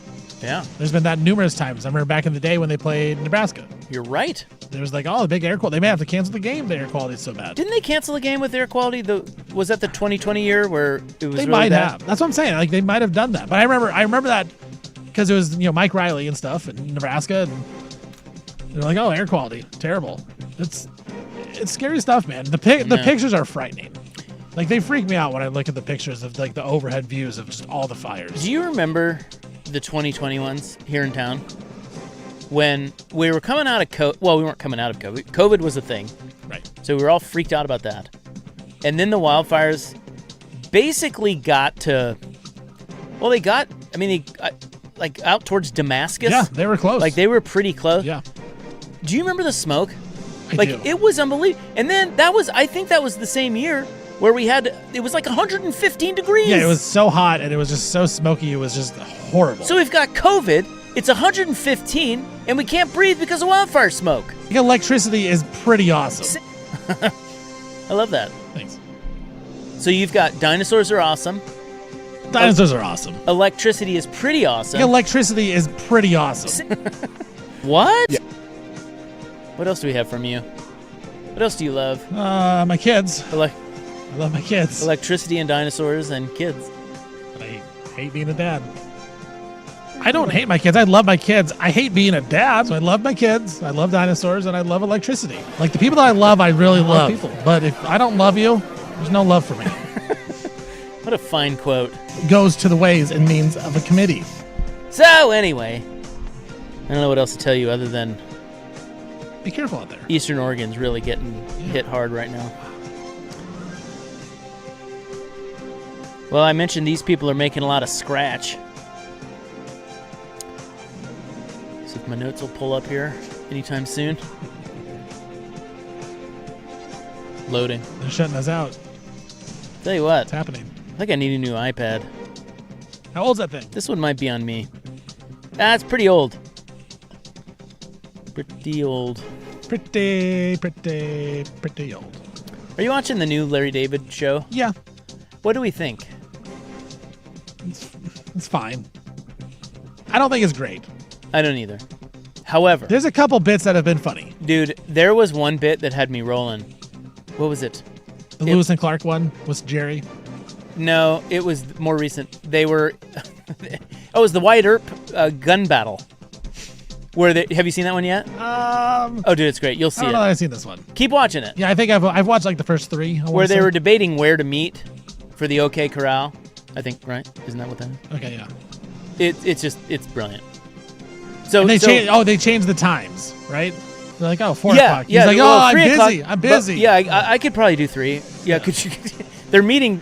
Yeah. Yeah, can you go out and tell them? Can you go back and tell them it's 4 o'clock? Yeah, that'll be fine. They said it's actually better. Now, where are we meeting at is it the east side or the south? Right. Dude, it's brilliant. Yeah, that is good. So that show, I have seen that one, yes. That's the history of the United States through Larry's eyes. What it's called. Something like that. Yeah. Some of it is really, it's like, what is happening? And then other bits of it are really funny. Yeah, the Lewis and Clark bit was good with Jerry. Yeah. Where he's, they're getting away from their wives. They're excited. Yeah. We're just going to go on a trip. It's going to be fishing. We're going to go across everywhere. Wait, who's going with you?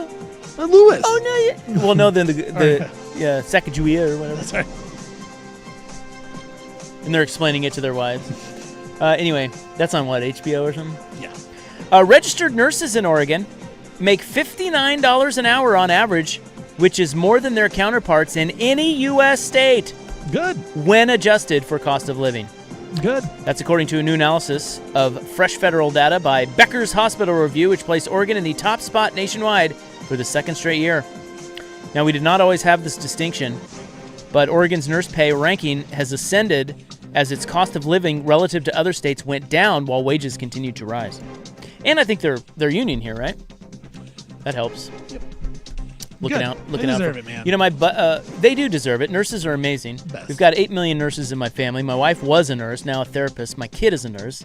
My brother is a nurse. My brother's wife is a nurse. And they are amazing. And hearing their tales, especially during COVID or like really serious stuff. My brother works in the ER in San Diego. And some of his tales are wild. And they are amazing people. And my kid, his friend, Caleb, that he met at KU, happens to be from Salina, by the way. How weird is that? Weird. They're buds. They live together here now. He was a nurse, or is a nurse, was in Chicago, moved here, same cost of living, and made almost double the pay in Oregon as opposed to Chicago. Wow. Which is pretty crazy. That is pretty crazy. So we're taking care of our nurses here, and that's good. And they're That's great. taking care of themselves because they have union. So that's good. Got time for one final story for you here on the fan. Sports. Are we stressed? Do you think you're stressed? Yeah, I'm a millennial. Also a drop. There it is. You are a millennial, aren't you? We are millennials. Well, You guys are all stressed about everything? Yeah. Why? What's That's wrong just the with way you? we live. Why? Because it's not fair. It was not fair, Rob. We were born into the world with you boomers taking care of us. I am not a boomer. And then we were too old to start like the cell phone. Like cell phones came out when we got old, right? So we didn't actually catch up on technology. Like my first cell phone was when I was a junior in high school. But I was like the first kid to have one. And this is traumatizing to you? Yeah, because then all the younger kids, they had all this technology. We didn't have it. I didn't grow up with technology, so I'm still learning technology. So the younger people are smarter than me. And then the older people learned it just like I did. So they're smarter than me too. We're stuck in the middle. Huh. What a plight. Yeah, stupid. And yet now they're talking about the kids not giving them phones until they're, shockingly, juniors in high school. Right. That's what I had to do. So it's perfect. We had to talk to people. You hit the sweet spot.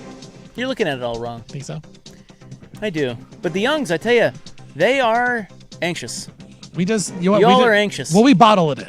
Millennials learned how to just bottle in all of our rage and stress and everything. We just bottle in and then it explodes, Yeah. which is great. Seems healthy. Yeah, it's very healthy. Which you is know. great. Then we look at our parents. They will take care of our kids. They love our kids more than they loved us. Wait, what?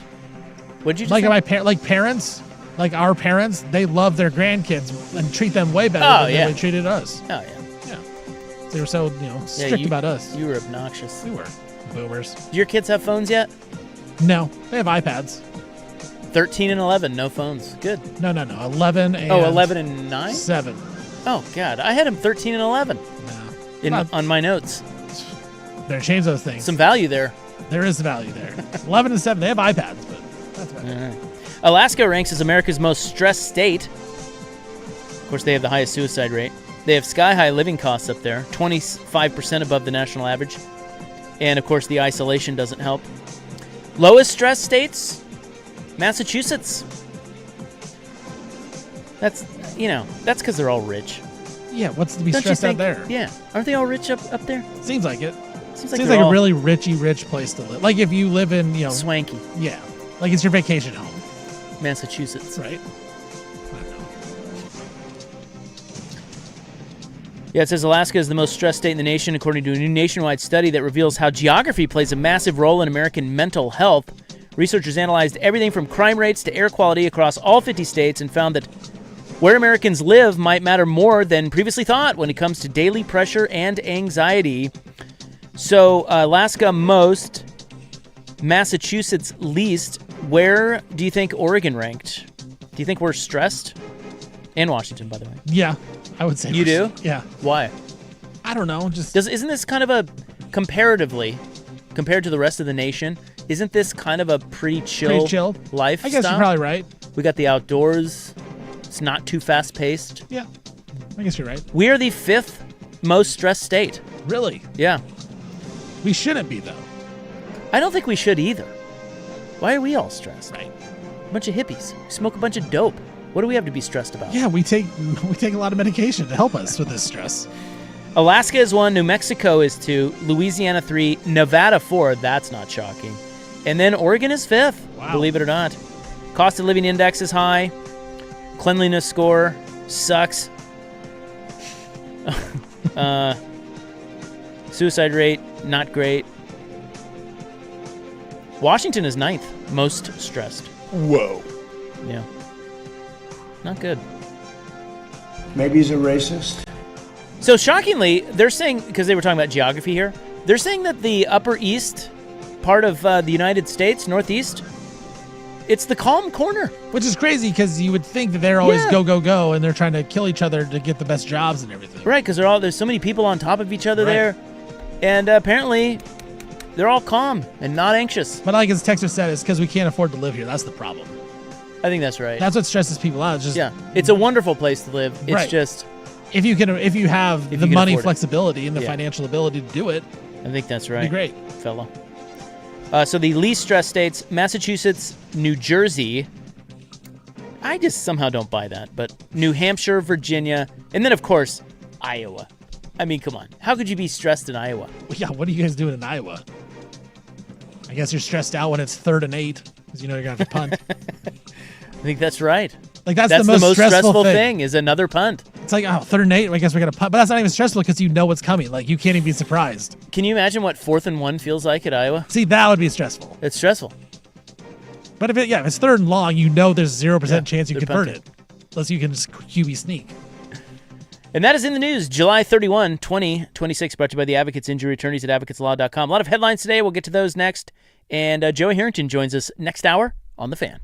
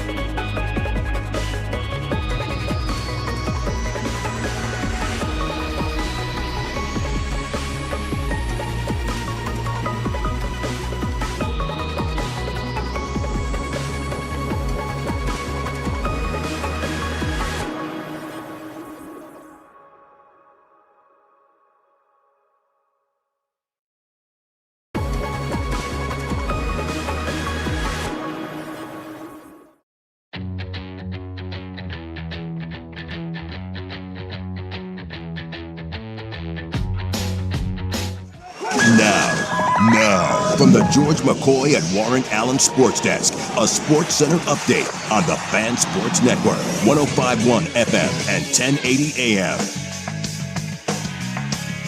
First on the Fan, this just came down about 20 minutes ago. FIFA President Gianni Infantino, he has scrapped his proposal to sell stakes in the World Cup after there was widespread backlash from the UEFA and the CONCACAF, including all the global soccer's governing bodies and the threatened boycotts of European nations. Looks like the World Cup and FIFA has gone away from those proposals. San Francisco Giants outfielder Harrison Bader, he's going to be out for the season after he was in a scooter accident where he reportedly drove his scooter into the back of a fire truck. Then that said fire truck ran over his injured foot. Witnesses are saying they saw Bader drinking at various points during the night before that scooter accident. CBS Sports, they have placed NFL analyst Tony Romo on leave following his arrest last week on suspicion of driving under the influence. J.J. Watt will take over as the number one analyst and work with Jim Nantz. And the Portland Fire, they are back in action at the Fire Pit, taking on Caitlin Clark in the Indiana Fever. Fire 8.5-point dogs in that one. I'm Stephen Vaughn from the George McCoy at Warren Allen Sports Desk. Don't call your mom. Call George McCoy at warrenallen.com.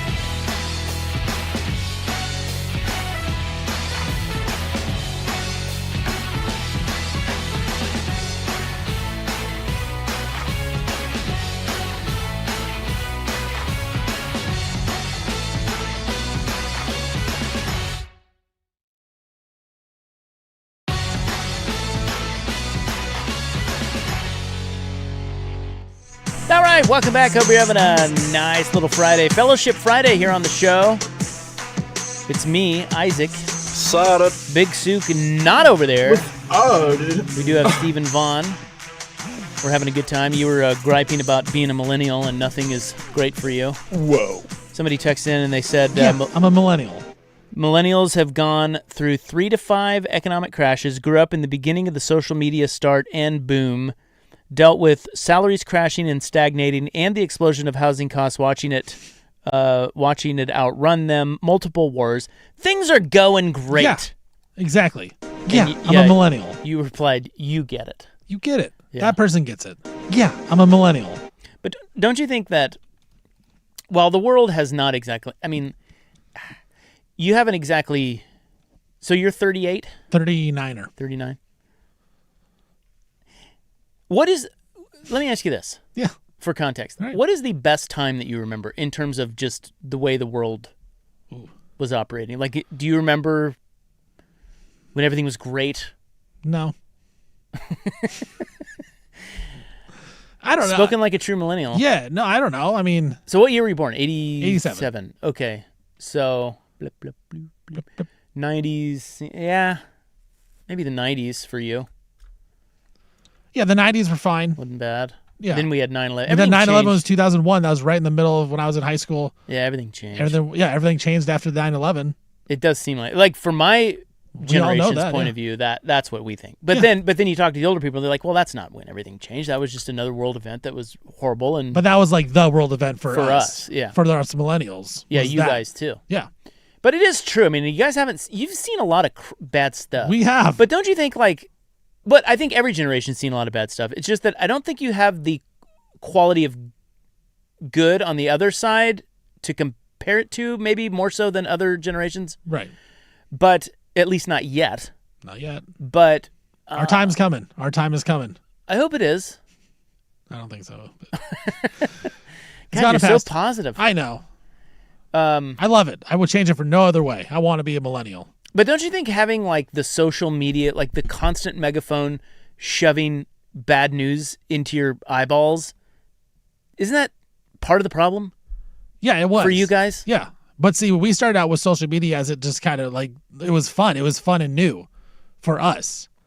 and then it became old and dumb, but we have to stay on it. Why? Because that's how you get. That's how you live in the world today. Is it? Yeah. You feel like you have to stay on it, huh? Yeah. To some extent, that's probably true, but I don't know. I will say this. You poor things. We've gone through a lot. The world has shifted a lot. My millennial brothers and sisters feel me. I know. You all think the same. And that's okay. Every generation kind of does. We ruined everything. I don't know about that. Electricity is pretty awesome. But you have seen... We've seen a lot. Well, I think that the big thing is like the unstable career paths thing. Yeah. Like that has changed. And that would be... It's just changed a lot to the point where I think that would be very anxiety inducing. Yeah, and like the housing stuff has been really weird too. Yeah, because you're taught, just get a house. Right, and then everything boomed. Yeah, houses cost $500,000, and I just got laid off because AI is taking my job. Yeah, because we got lucky, so we bought our house literally like the bottom of the market. Like it was up and then it went down. It crashed for a while, and that's when we bought our house. Like we didn't time it; it just worked out that way. Where a lot of people my age, like they couldn't buy a house, and so they couldn't afford it then, and so now they really can't afford it now. Yeah, it's hard out there. Request denied. So Joey Harrington's going to join us in a little bit here. It's chicken. You're going to ask him, why did you play that? I don't know. I just clicked. I do that all the time too. Yeah. People always ask where do the drops come from? Steven plays a lot of them. I play a lot of them. It's usually a tag team effort. We got a very good compliment from Joe Fisher the other day that there was one segment where you and I it was like an orchestra. It was. We were just on fire. Sometimes sometimes there's a flow. Like we could just kind of look at each other and I know Correct. what you're thinking and you know Correct. what I'm thinking. We just go. Yeah. And it's great. And then other times we play at the same exact time and it doesn't work. Yeah, or you just play something stupid and why? Incredible. But I'm always playing around with I think you're the same way. I'm always playing around with the drop constantly while doing the show, just thinking about what drop to play. We should have done it for the gays. And it's actually kind of the most fun part of doing this. I hate to say that. Even there's like 2 listeners that really hate it. Yeah, they don't like the drops. And they let us know. I don't know what to tell them. They will let us know. I say go away. What was I going to tell you? Blah, blah, blah, blah. Headlines. Oh, Joey Harrington 5:30. Okay, so Tones Rome's placed on indefinite leave by CBS. I would imagine he'll get his job back. Really? But, yeah, I think they're going to try to fire him. You think so? Cause, yeah. His contract's way too big. Well, he's making $20 million a year. He's owed like $70 million. Well, I think the bigger thing here is that it sounds like he has a drinking problem, and he's not even that good. No, well, there's that. He has slipped. And he's going to have to maybe get some help. J.J. Watt. That's a pretty good. That could work. Right. J.J. Watt, Jim Nance. And to your point, if he does have a problem, like you kind of want to get away from as much of that as possible, and you want to get squeaky clean. Well, nobody better at squeaky clean than J.J. Watt. Very squeaky clean. The all-American dude, played at Wisconsin. He lives in a cabin in Wisconsin. Does he? I think he does, yeah. Like he lives in a giant cabin mansion. Oh, wait, it went from a cabin to a giant cabin mansion. Yes. I mean, if you're rich, you're going to have a giant cabin mansion. Yeah, but it looks like a cabin. Yeah, right. Right. He's got the feel. Right. So but like I said, it's the squeaky clean all-American. Like, hey, I live in the woods. I'm a cabin guy. And then you look at it and it's bigger than this building. The only thing I'm worried about with J.J. Watt is what is his hair going to look like when he pops on for the first time. It's going to be, I don't know. He's done a lot with the hair and I'm worried. Well, you always worry about all those guys with the hair, man. You never know what you're going to get. Jason Witten, remember that thing? I do remember that. Yeah. That was some wild really stuff. Bad. Yes. Oh my God. Good call. Dude, because he was on there for like 2 years. Yeah, and he showed up with a toupee. Yeah, and then he went and took a coaching job and he was bald again. Well, I guess we all have to learn on our own time. Deebo Samuel back to the Niners. I'd forgotten he was out there. Is he cooked? I think probably. Isn't he kind of cooked? Well, nobody wanted him. It's a 1-year deal, but I totally forgot he was a free agent, which, yes, I think that signifies he's cooked. But at the same time, it's like if you're the Niners, you do need another threat. Well, and Pearsall's hurt. He's hurt. He's always hurt. And then it's like, you need another threat on the offense. So it's like, if you can get anything out of him, maybe you save him and bubble wrap until the playoffs, till the postseason push. Yeah, he could maybe help you. Yeah. Shanahan could use him. Shanahan's going to be smart enough to figure out something to do with him. As long as his brain's not foggy. Which it could be. You know, the Pearsall thing, dude, you played basketball.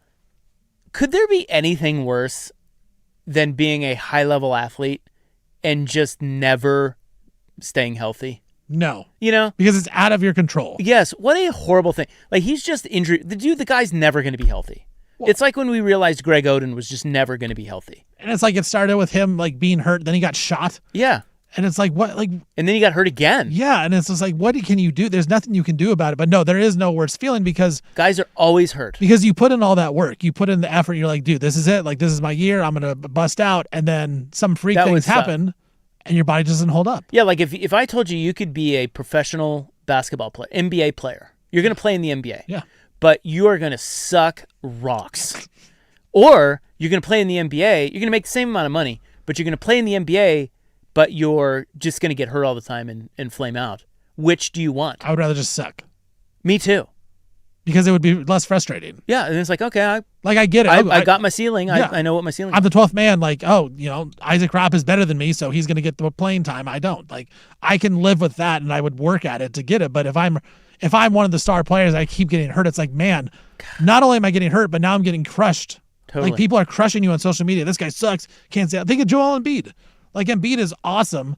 Can't stay healthy. He gets killed on the, just by fans because he just can't stay healthy. If he stays healthy, that dude is multiple time MVP. I'm sure he probably gets to the Eastern Conference Finals at some point.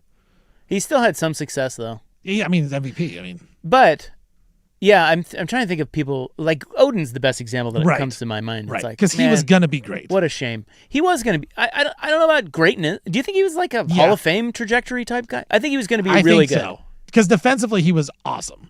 He was. Offensively, he was coming along. Right. It was whatever. He was more athletic than you. He was 7 foot more athletic, so he could just dunk. But defensively is where he made his difference. He was definitely more athletic than I was, but only barely. Barely though. I don't know. Before the injury. Wemby getting a signature shoe from Nike. I heard you say that on your Sports Snort. That's right. That's cool. Yeah, he's got a little logo that I have now. What is it? A VW? Something like that. Volkswagen. Yeah. He should team up. You think it'll be like a moon boot? Like they'll all be size 22s? They have to ship it on a pallet? It's kind of a weird logo. I don't really know what it is. No, that's not good. I guess it is a VW. Yeah, that's what. But it's like it's hard to tell. I don't know. I don't like the logo, but maybe they need to rework that. It's weird because not a lot of big men have had successful shoes. Oh yeah, that's a good point. Like Shaq had to go with his own brand because no one bought his shoes. What about Yao Ming? Yao? Didn't he have a good shoe? You do. You're talking to the wrong guy about. I don't think so. No, it's usually just guards and forwards. Like centers, like Hakeem didn't have it. Like you go up and look at the all-time greats. None of them have shoes really. If they do, it's like their own off-brand. Good point. So it is interesting. But Wemby he's different, I think, and I think Nike sees that. He's gonna be the face of the NBA, and his personality I think fits too. A lot of these guys, their personalities fit. Like I love when Wemby talks because he actually will say things. Yeah. And call people out and call himself out. He's great. Do you think like the Jordan brand, Yeah. Still going to this day. Do you think Wemby could get to that level? No. Jordan, there's too much allure with Jordan. We talked about that. How just like he doesn't do a lot of he doesn't do a lot of interviews.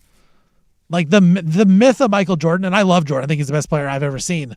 The myth of Michael Jordan is almost better than just the player of Jordan. If you think about like Jumpman and like in the brand. Yeah. It's incredible. Incredible. Still booming. Incredible. When was the last time he played? 2000. The 40s? 1947. Major League Baseball trade deadline. It'll be Monday at 3. So right on our show. Hopefully there'll be some good moves. I don't know. The top names expected to be traded are Tarek Skubal, who's supposed to go to the Dodgers, which awesome. Is so freaking lame. I love that Jeff Bassett, like in his interviews, is like, the Dodgers don't really need him, but they're going to get him. It's like, yeah, cool. They don't need him. They don't. But they'll take him anyway. So stupid. Yeah. Back-to-back Cy Youngs, by the way, Tarek Skubal, if you're wondering. Pretty awesome player. The other guys are mostly pitchers. Freddie Peralta could be on the move. Kevin Gausman, Logan Webb, Reed Detmers. Luis Ariz could be traded. I don't think it's going to be a huge trade deadline. No. Outside of Scooble. But, yeah, that's on Monday. Yeah, it seems like it's just going to be a couple relief pitchers here and there. Fill out a bullpen. Scooble. Exactly. Maybe Mason Miller gets traded, but the Padres suddenly got hot. Right. They're good now. And the Mariners, they need to trade for a bat, but it's like they kind of said they're not going to trade any of their prospects. They're not going to trade Anderson, the number 1 prospect. No, I wouldn't trade him. And you won't. Yeah, you shouldn't. Dude, have you seen what he's doing? Yes, his stats are incredible. So the Mariners, his name's Cade Anderson. I'm going to pull him up for you. I just want to tell you this. No, his stats are crazy, and I'm with you. You don't trade that guy, but it sounds like the Mariners don't want to necessarily trade a ton of their prospects, and so what kind of player can you get on the market if you're not going to trade any of your good prospects? Hey, yeah, you know what? I would love to have a good bat. Can I have a prospect? No, you can have one of the bad ones. You can have some bad players. All right, cool. Yeah, they may trade Hancock. Yeah, and get somebody, but Cade Anderson, he's 22. He was the 3rd pick in the first round last year, 2025. He played at LSU. He is now he's only played at AA. Then he bypassed single A. He is this year 9-1. His ERA is 1.2. He has pitched 77 2/3 innings. He has given up 40 hits, 10 walks, and he has struck out 115. And he's in double, and that's his first minor league season. Dude, that's nuts. So they're saying maybe he could come up, maybe even September, and slide into their bullpen. And they should. Like, if you're going for it. I've got one other big story for you. I don't want to gloss over this, but it's kind of going to be glossed over here because we're up against it. But significant today, and it came out of Corvallis, Oregon State. More than 100 women's basketball players signed union cards with the United College Athletes Association. This includes 10 of the 13 women's basketball players at Oregon State. So their team is the second behind Stanford football to fully apply as a team. So the question still lingers, of course, are college athletes employees? The Supreme Court punted on that, but more and more college teams and athletes are joining forces to try to push for a union and to collectively bargain their situation in college athletics. So I was reading about this today. Real quick, it wasn't the Supreme Court case, but there's another case of this nature in the courts right now, and they said that they posed in this court case a 4-pronged question to answer: are college athletes employees? The first prong is, does the athlete perform services for another party? Of course, yes. Number 2, does the athlete act primarily for the other party's benefit? Yes. Number 3, does the athlete operate under the other party's control? 100% yes. And number 4 is, does the athlete receive express or implied compensation or in-kind benefits? And of course, the answer is yes. So the primary argument against this is because most sports lose money, the schools are arguing that the primary beneficiary is actually the athlete, which is insane that they make this case, but this is their case. They say, hey, the athlete gets the travel, they get the room and board, they get the subsidized education, they get the athletic development, while we lose money. Which, it's actually not a bad argument. It's a good argument. But that falls apart when you're talking about football. Right. And to some extent, basketball. Right. If you're talking about small schools, you're talking about, Division II, Division III, that kind of stuff. You're talking, even probably the baseball team. You're talking about, the soccer teams, stuff like that. Yes, that argument can be made. But You're talking football, no. Because you're making millions based off of the football teams. Dude, and they're about to make so much more money off of football. Right. That's why football's just gonna have to break off. It's gonna, it has to. It's a totally different entity than every other sport, even basketball. And I love college basketball, but college basketball is nowhere close to where college football is. Yeah, it's true. Like, it just has to break. It has to break off. There's no other choice. It's only a matter of time. Right. All right. There's a little sports talk for you guys. Coming up next, I want to ask Joey. Well, first of all, we'll see if Joey knows that Sook's getting married. He may not. Or maybe he'll be there on Sunday. I don't know. Nobody knows. Nobody knows. Nobody knows anything. Does anybody know anything? No. Nobody knows anything. It's been a mantra of mine for years, including me. So, Joey, okay, so I want to ask him about that. I want to ask him about the Ducks. The Ducks are in camp. Dante Moore, what does he need to do to take the next step? And then I'm going to ask Joey, too, like, what does he feel? Everybody says Oregon's so close. Oh, it's championship or bust, whatever. They've been absolutely boat raced in their last 2 losses in each of the last 2 seasons. And I wonder how much significance he puts on that. Does that mean that they aren't as close as we think they are? All of that and more next with Joey Harrington.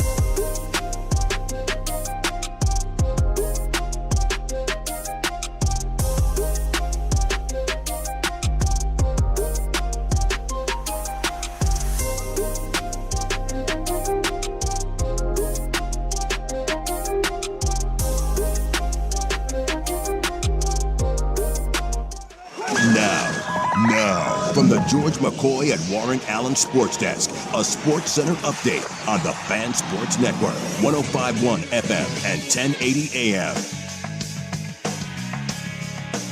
First on the Fan, FIFA President Gianni Infantino. He has scrapped his proposal to sell stakes in the World Cup after there's widespread backlash, including from within global soccer's governing body, and he threatened boycott of FIFA competitions by European nations and by the CONCACAF.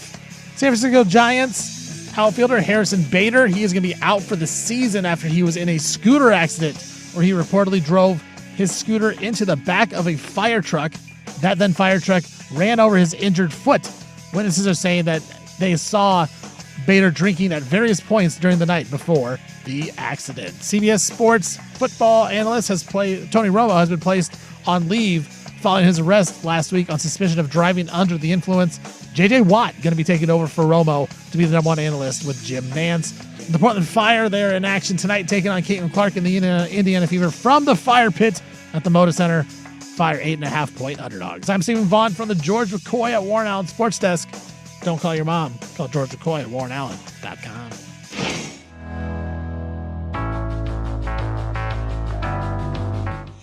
Waking up on Monday and the coffee just can't quite wash away last night's 6-pack of hams.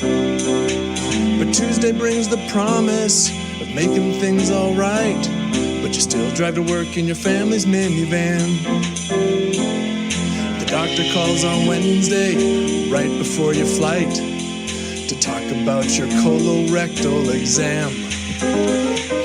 Back to work on Thursday and your boss is all uptight 'cause you didn't push your best-selling brand. But now it's the Friday drive and it's story time. Yes, it's story time. The one time a week when you can truly plan to kick back and listen to story time. Yes, it's story time. We're pushing it out on every airwave we can. We're on both 105.1 and 1080 The Fan. Part of the Fan's Global Sports Radio Network. All right. It is Fellowship Friday. Not quite Football Friday, but it's getting closer. Joey Harrington for some fellowship. Yes, Big Souk is out. Is that a sponsored term? Well, it was originally going to be Monster Energy Big 12 Football Friday, but Monster Energy didn't step up with money, so we refused to promote them.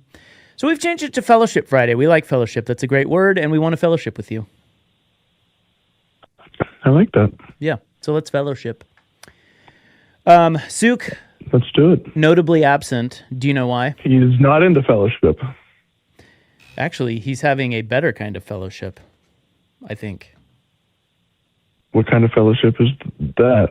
Did you know Jason Sakanik this weekend is getting married? What? He's getting married. He's getting married this weekend? Breaking news. Sunday.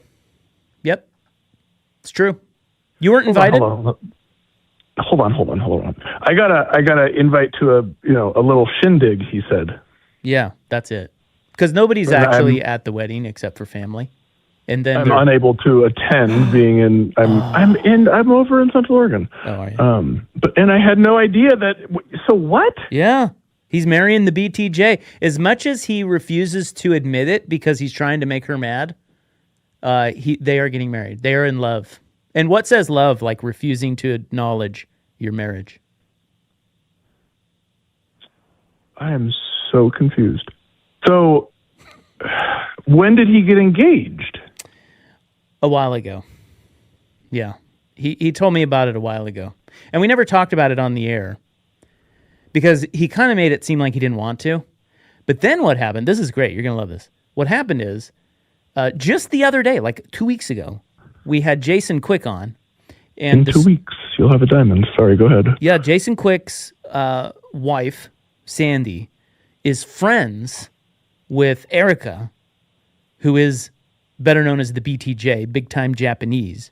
They're friends. Okay. And so many years ago, and I was standing right there when sparks flew, in Jason Quick's kitchen, Sandy introduced Erica to Big Souk and me. And of course, me being taken, I was off. I was off limits.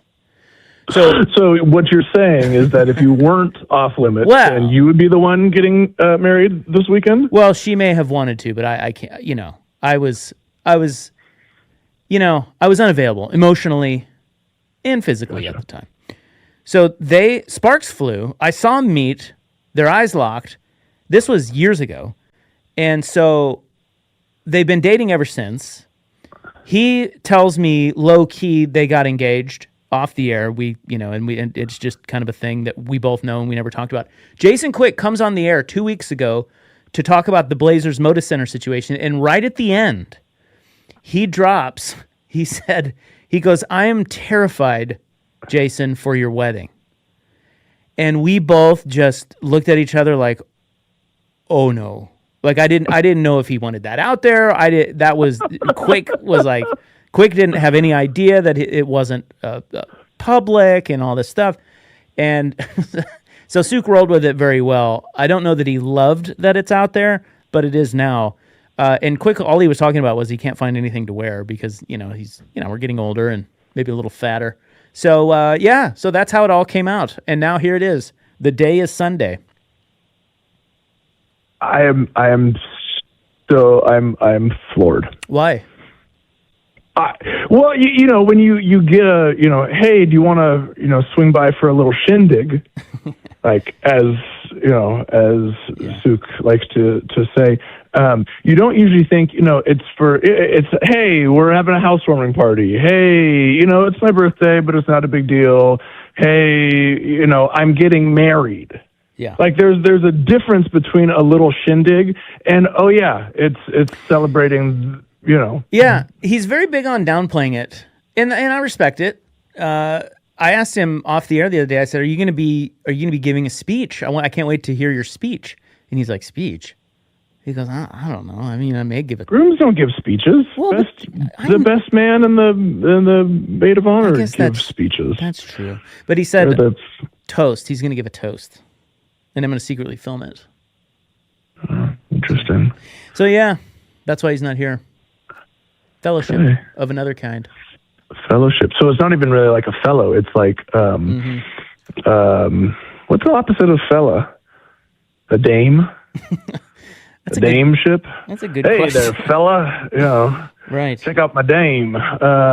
What could be another word for guys and gals and fellow and. Let's go with.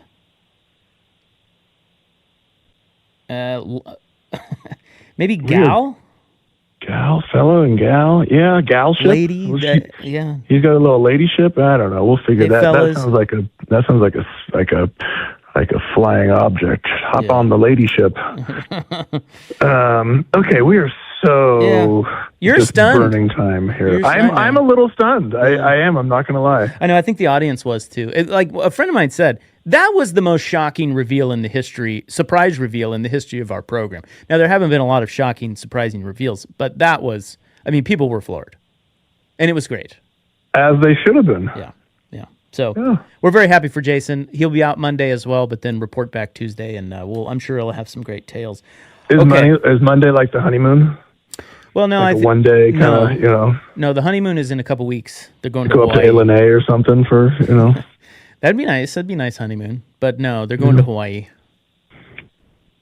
Kind of cliche, but. Yeah, Okay. Joey Harrington here. I want to ask you about camp, fall camp. Ducks are opening fall camp. I think next week, if I'm not mistaken. Is it August already? Yeah. Tomorrow's August 1. Oh, and I think seriously? you're out in Central Oregon. I think Dan Lanning and the coaches are out there this week on their this really? weekend. Yeah. Their coaches. Maybe I should throw out the duck signal and see if we could all meet up somewhere. Yeah. Maybe some team building going on out there. There you go. So I want to know from you. Okay. First week of camp, you got an experience. Yeah, I bet it does suck. But with an experienced quarterback like Dante Moore, is it easy for him?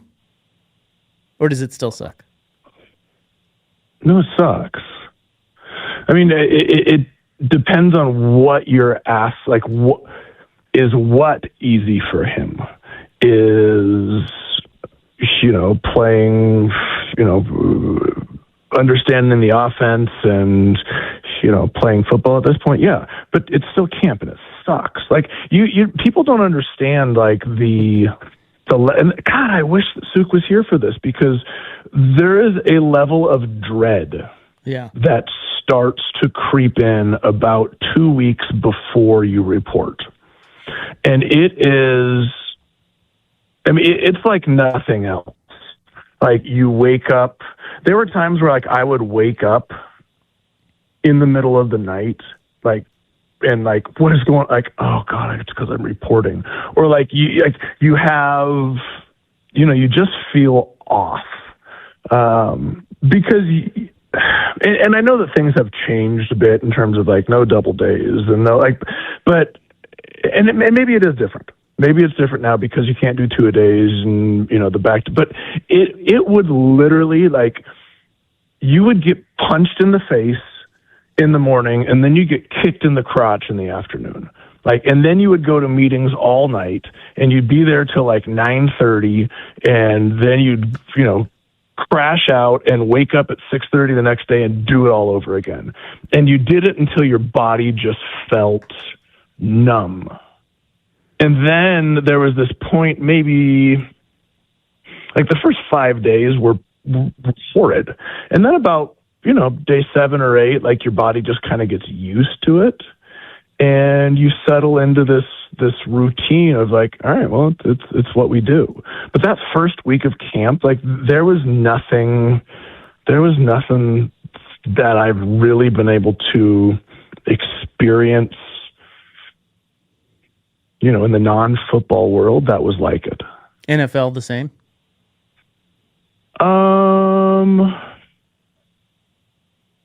Not quite as bad, but yes, because NFL was longer, right? College camp was only for about, I want to say 2.5, 3 weeks, because you didn't have all the preseason games, right? Yeah. NFL camp, they'd bake in the preseason games. So there was a little bit of, what's the word I'm looking for? They didn't beat you down for the extent, the duration, because they knew, you had games coming up. But, I very distinctly remember walking off the practice fields in Miami, and you had to, you have to weigh yourself in and out, and, weighing back in after practice and losing, I had lost, 7, 8, 10 pounds during practice, and, I was only a 215-pound guy. I mean, those offensive linemen were losing 15, 20 pounds at practice. And just because you're sweating so much, like it's no joke. So so then let's talk about the X's and O's part of it. Because it doesn't sound like they beat your ass for a couple weeks. It doesn't sound like that's changed much. So Dante Moore, new OC, he's familiar with the guy. He's familiar with the offense. In what areas do they need to get on the same page, or will that be pretty seamless, seeing as how he knows the offense and he knows Drew?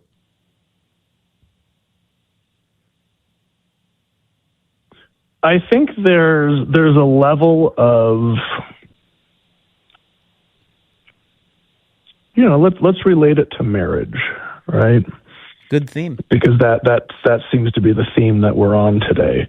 Like, you've been married for a while, you know what your partner's how your partner's going to react in a certain situation, right? You have an idea of what they like and what they don't like, and how you can support them, and that's what you're trying to get with a quarterback coordinator relationship, right? The best thing that I could.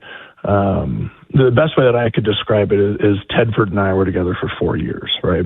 And by my senior year, I could sit there and visualize what it was that he was talking about. And I could, he would be talking through, all right, now we're in a right, Tom, let's spin, our spin 4. I was like, yeah, okay, because we got to get back, we got to keep the edge. And like, we could finish each other's sentences in terms of what we're looking for and how things were supposed to play. And he got to a point where he knew what I liked, right? Hey, we're in a second and short. I know that Joey likes this situation. I like this play in this situation, and here's why. And you develop this rapport that just works back and forth. There's one thing to know X's and O's, right? Hey, I know that out of this formation, I'm going to have a slant flat on the front side, and my back side is going to be my side adjust. However, you want to draw up the details of a play. But what you're ultimately trying to get to, and the teams that will have the success deep into the season, is getting to a point where it is, what's the word then? Is it instinctive, instinctual, instinctive? I'm going to go various. I think it's instinctivariously. Instinctivariously, where Dante can instinctivariously know what the coordinator is asking, is looking for when he calls a play, and whoever is calling the play knows what Dante likes in that situation, so that when it comes time to make a decision and execute that play, you're not thinking about it. Mm-hmm. Right? That's the key in all of this, is because thinking takes time, and time means you get a helmet in the jaw. This has to be snap of the ball, second nature, balls out. Can you? And that's you ask the question, what are they looking? What's the goal? That's it. That's the goal right there. So can you get that in camp, or do they need to play some games before that crystallizes? They're gonna play some games. Yeah, you can start to build it in camp, right? That's where you get the experiences. That's where you make your mistakes. That's where you can make mistakes in camp and it ain't gonna hurt you, right? But the moment you go out there and make a mistake on third and goal in the fourth quarter of a game, well, that has repercussions, right? This is the time where you go out and you lay that foundation so that when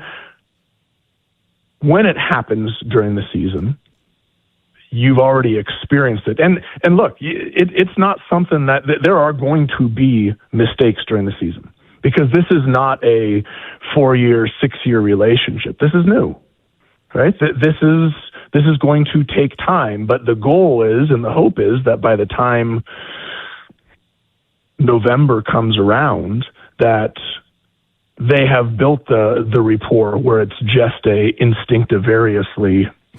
instinctivariously respond to each other. Yes.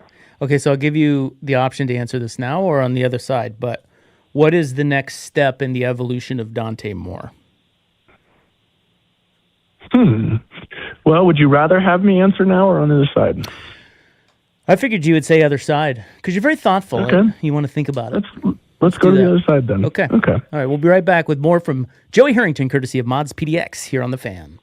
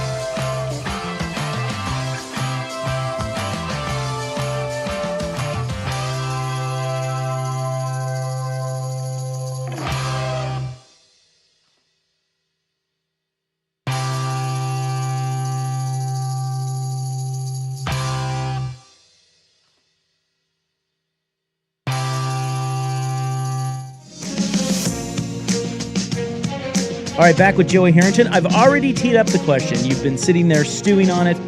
But Dante Moore, what's the next step in his evolution? Consistency. So he has shown that he can be explosive, right? There were parts, and mainly kind of, I will say, midway to like later mid of the season last year, where there were a couple times where it's like, probably should have hit that, or could have probably made a better decision. Right now, that's not taking anything away from the fact that he is one of the, even with, that withstanding, was still one of the best quarterbacks in college football last year and would have been, top 5, top 10 pick. But if we're looking, there's a reason he came back, right? There's a reason he didn't just bounce and say, hey, the Jets are going to probably take me number 2. I'm going to take that money. It's because he wanted to hone his craft. He wanted to not just be good, but he wanted to be great. And so the best example I can give is that development of Bo Nix from his first year to his second. His first year was really good. He was really good, but there were a couple times when I was like, all right, probably could have hit that one. Probably should have hit that one. I challenge you to find a time during his final year at Oregon where you would say that. He was clinical. And even in times when they punted, or even in times when they didn't score, he was making the right decision. He was getting the ball to the right person at the right time. Right? Those are the things that Dante needs to focus on this year or improve upon this year, or simply eliminating the games where he goes 14 for 27 for 220 and a touchdown. Right? Mm-hmm. Every game, like Bo didn't have those games. Every single game that season, Bo was 24 for 28. He was 30 for 37. He was like those smart decisions that keep plays or keep drives moving and keep the ball out of the other team's hands. Like that is the next level for any quarterback. He's shown he can be explosive. He's shown that he has the arm talent. He's shown that he can, he has escapability. What he has to show is that every single time the ball comes into his hands, he makes the right decision. Yeah, and that's good because we can see that. We can watch for that, especially early in the season. So I was going to ask you what's missing for Oregon this year, but I don't think there's much, at least if you listen to the experts. So I'm going to ask you this. For as close as they seem to be, which I know Suk believes they're knocking on the door, and I think you have said that too, how do you explain being outscored by whatever it was, 54 points in their last 2 tournament losses? Are we talking about Ohio State and who'd they lose to? Indiana. Yes. I mean, this is what I'm having a hard time reconciling. I know Oregon is loaded, and I really like Dan Lanning. At the same time, it's hard to sort of believe they're so close when they've played the eventual national champion each of the last 2 tournaments and gotten blown out. They gave up 90-some points in those games.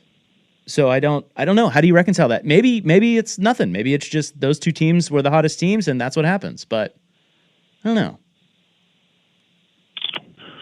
I honestly wouldn't read too much into it. Now, if that happens for a 3rd straight year, then maybe we start to have a conversation. But I don't know. And maybe my answer is simply because I don't have a good answer for it. Right? Sometimes you just have to experience losing before you can understand what it takes to win. Did you have that before the Colorado year? Did you have a game that was just you got waxed?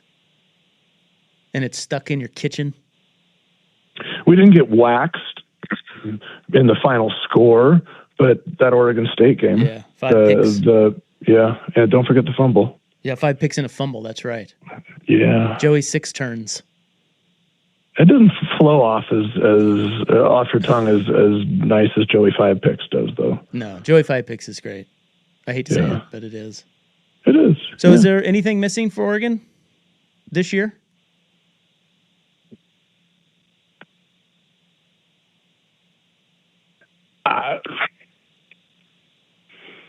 If there is, I don't see it. Yeah, I mean, is every position an All-American? No, but like, right.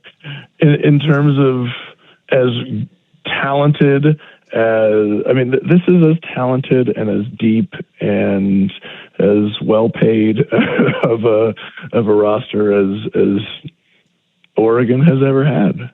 And does that guarantee a championship? No, it doesn't.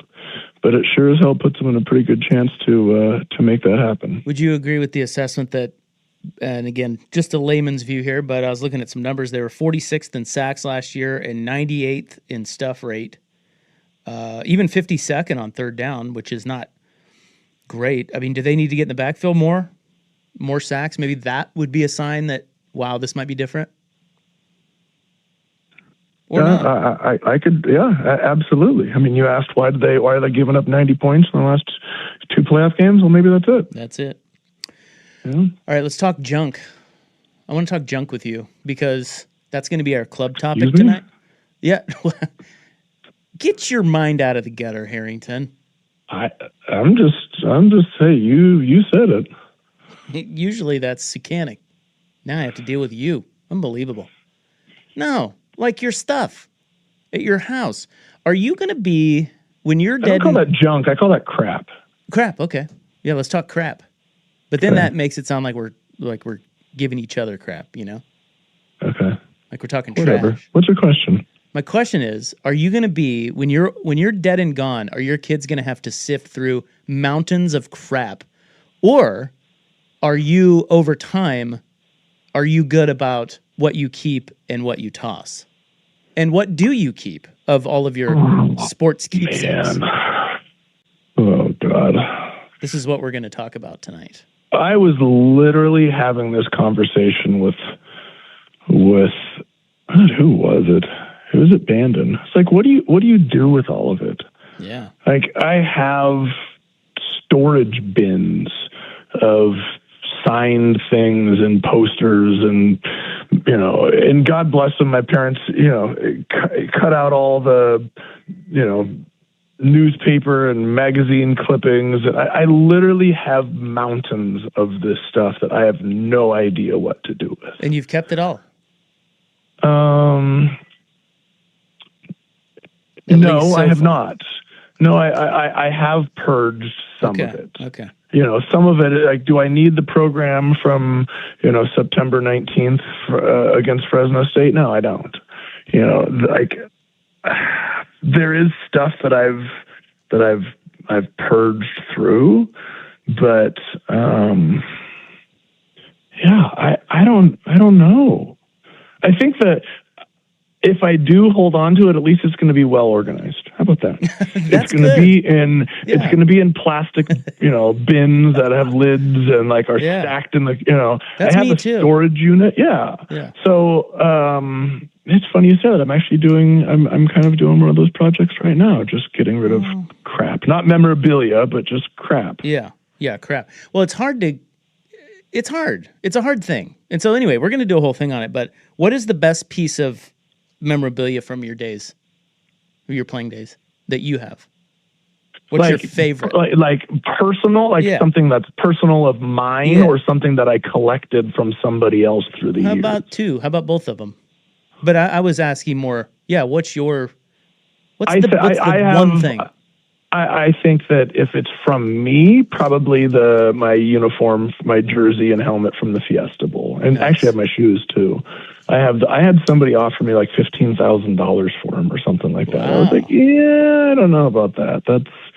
That might be something I want to hold on to. Are they framed? If it's no, I think they're in a plastic storage Yeah. In somewhere. Definitely from other people.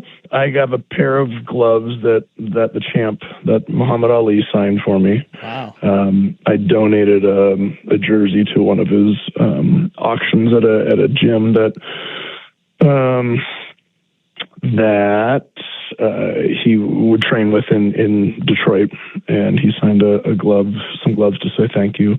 And then I've got a bat. I got one of Johnny Damon's bats signed by the 2004 World Series champs, the Red Sox. That first team that won the championship. Yeah. Broke the curse. That's a pretty cool piece as well. Yeah.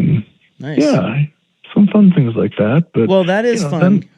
When your kids go ahead. Yeah, I'm sorry. When your kids go through all that later in life, they're gonna be like, "Oh my God," and they won't do it on everything, but a couple of those things, and that's why you keep everything, right? That's right. It's like you never know. Yeah, you don't know what other people are going to find interesting and what other people are going to find boring.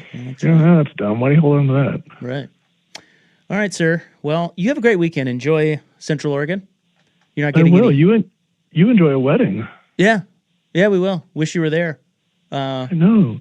I may have to rush back for it. I may have to hurry back for it. You're not going to do that. But are you guys seeing some wildfire smoke over there? We got a little haze, but not bad. I think the wind's going the other direction today. Okay. All right. We will talk to you next week. Thank you. Adios. That is Joey Harrington, courtesy of Mods PDX. The future of building is here. Let's talk junk or crap next.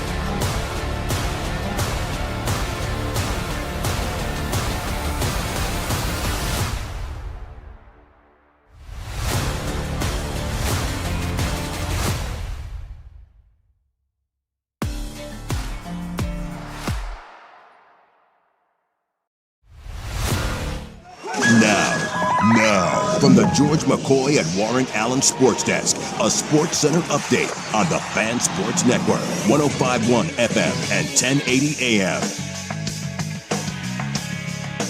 First on the Fan, FIFA President Gianni Infantino. He has scrapped his proposal to sell stakes in the World Cup after there was widespread backlash, including from within global soccer's governing body and a threatened boycott of FIFA competitions by European nations and the CONCACAF. Looks like he has given in, and the World Cup should happen with all the nations in 4 years. San Francisco Giants outfielder Harrison Bader, he is going to be out for the season after he was in a scooter accident where he reportedly drove his scooter into the back of a fire truck. That fire truck then ran over his foot. Witnesses say they saw him drinking at various points during the night before that accident. CBS Sports, they have placed NFL analyst Tony Romo on leave following his arrest last week on suspicion of driving under the influence. J.J. Watt going to take over, be the number one analyst, along with Jim Nance. And the Portland Fire, big game tonight from the Motor Center in the Fire Pit. They take on Caitlin Clark and the Indiana Fever Fire, 8.5-point underdogs.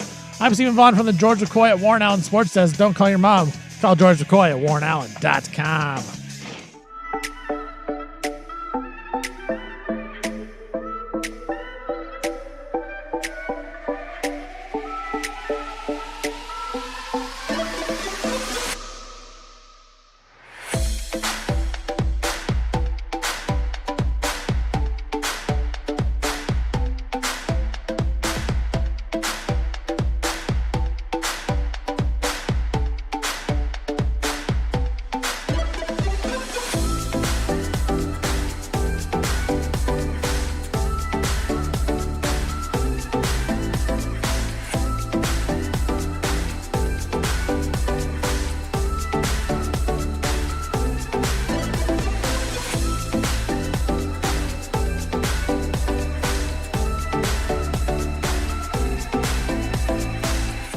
Doing. Do you understand that? We've given away too much to arrive at these political compromises. Yeah. Google me, bitch. Oh no, oh no. Well, my. Come on, Rob! Yeah. Oh my God! No. If you surround yourself with turds, you're headed towards Turdville. No. I saw that too. Damn it! Put it in! Ow! Try it again, please. Okay, we apologize. Are you prepared? It's time for the club, baby, on 105.1 Lot of people saying, Sacred Heart is diarrhea. What's the story behind that? What? A lot of people saying. Is that a real call? No, it was a. I think it was a high school game, and that woman was caught on the broadcast. So you know, high school games. Yeah. The broadcasters are near the fans. Right. They were broadcasting the game, and they heard her say that. Like she was just talking crap about the opponent, Sacred Heart, because I mean, a lot of people are saying they have diarrhea. A lot of people said it. And so it got caught on a hot mic. So a lot of people saying Sacred Heart has diarrhea. That's fantastic. It is so good. You know what else is fantastic? Your energy and effort to help Odyssey Portland get the Portland Fire on the air tonight. I don't even know if it's working, to be honest. You guys, though. I wish I could tell you what is happening behind the scenes during the Joey interview. Now, granted, we're trying to perform for you. We're trying to put a radio broadcast out there. We're just clowns out here. That we can be proud of. But Steven. I do love when you call me Steven. Don't call me Steven. Steven Mini Hats has been running around like a chicken with his head cut off, engineering the whole building. I tell you what. What is happening? I'm unplugging and plugging things in. I don't know what they are. I think it's the right things. And it kind of worked. It said disconnect. It said we weren't connected at one point. I unplugged something, plugged it back in, said connected. So they're trying to get the Fire on the air on another station. Right. And why does that fall on you? Can I ask that? Because I'm the only person here. They're not going to ask you to do it. Well, I can unplug stuff. Well, I'll have them call you next time. Yeah. I don't know. I'm the only person here. So they call me and they say, Where the hell's Dusty? Isn't this his job? No. He's not an engineer. Neither are you. Hey, I don't know, but I'm unplugging things and plugging things at the back end. It seems God, like this it place. might work. It might work. Okay, good. Well, I hope the fire get on the air for the people. But I know. If We they need our do, I fire. want you guys to be thinking. Thank me. Yeah, thinking Steve. Producing, Yeah. doing engineering stuff. Yeah, dude, he's running been back running and around. forth. You're going crazy. I know. Same stuff that Lowercase was doing Right. earlier today. I thought he had to poop. He didn't. He had to No. engineer. I wish I just had to poop. That would be much better. But yeah. Apparently it was lacrosse, not football. A lot of people saying Sacred Heart has diarrhea. It's a great drop. All right, well, I was asking Joey about junk. Now, I want to ask you, because I'm fascinated by this. Are you mildly interested in how other people live? Yes. In terms of, like, their Yeah, homes and how they set up their homes and, like... 1,000,000%. Yeah, Yes. it's kind of interesting, right? Like, when you're walking the dog at night, you're kind of peeking at, people's front windows. People have the curtains open. Yeah. A little peek in there. Oh, it was like, what do Oh, they you got got TV going on? right in the front Oh, there. that's a cool... Boy, they have a lot of stuff in there. Right. Are you going to... So, is your house... Now, be honest. Is your house full of stuff? No. Not full of stuff. But I mean- the garage is packed full of stuff. See, yeah. Okay, I was going to ask that. The storage is. Yes. Yeah. But the house is pretty relatively, like for having 2 kids, relatively clean, I would say. Now, how much of the garage is stuff you really need? Or No, that's stuff not. you want to keep? Like, what is in there? A lot of it is just like there. It's. I don't really know, to be honest. in terms of- Exactly. Yeah, like that. The thing is, I cleaned it out the start of the summer or maybe in the spring. It just keeps building. and it just keeps piling back up. Is that you or your wife? Probably a combo of both. Really? Yeah. So you're both like that? Yeah, because it's like if we don't, because a lot of times if it doesn't go in the living room or the kitchen or anything like that, we just like, we'll throw it in the garage. You just throw it out there. Yeah, then you don't have to worry about it. Right, because you don't go out there that often. Until you're dead and gone, and then your kids have to worry about it. Right. Right, but it's not like a lot of it isn't just like junk or it's not garbage and stuff. It's literal things. Yeah. Yeah, you But, know, like the fake Christmas tree. Well, that you need. Right, that kind of stuff. Lawnmower.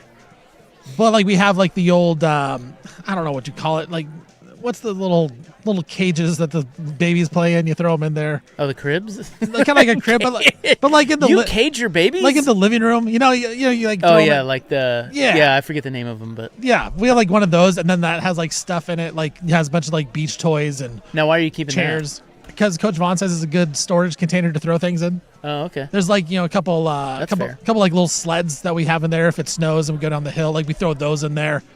Throw some old board games in there. So do you think when you and Coach Vaughn pass, are you leaving your kids junk? Yeah, like just a house of just like a treasure trove of stuff. No, because Coach Vaughn throws things out. She does. Yeah.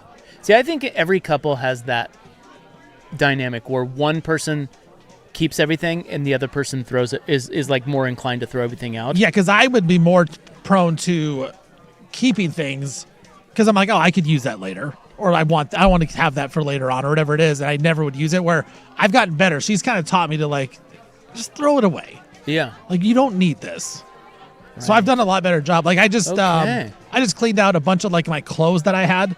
It was like 3 like giant garbage bags full of clothes. Right, so you just keep them. We just kept them. So I got them all, got rid of all of them. We just donated all of it. Now you don't wear. It's just a bunch of shirts that I haven't worn for years. Yeah, but I just kept around because I'm like, okay. So you're on the other side. See, it's a good nightshirt. I am the coach. Yeah. Of my relationship. You're the organizer. Definitely. Yeah. Very organized and want to keep things light and tight. Yeah. And I know Suk and I have talked about this. I think he is.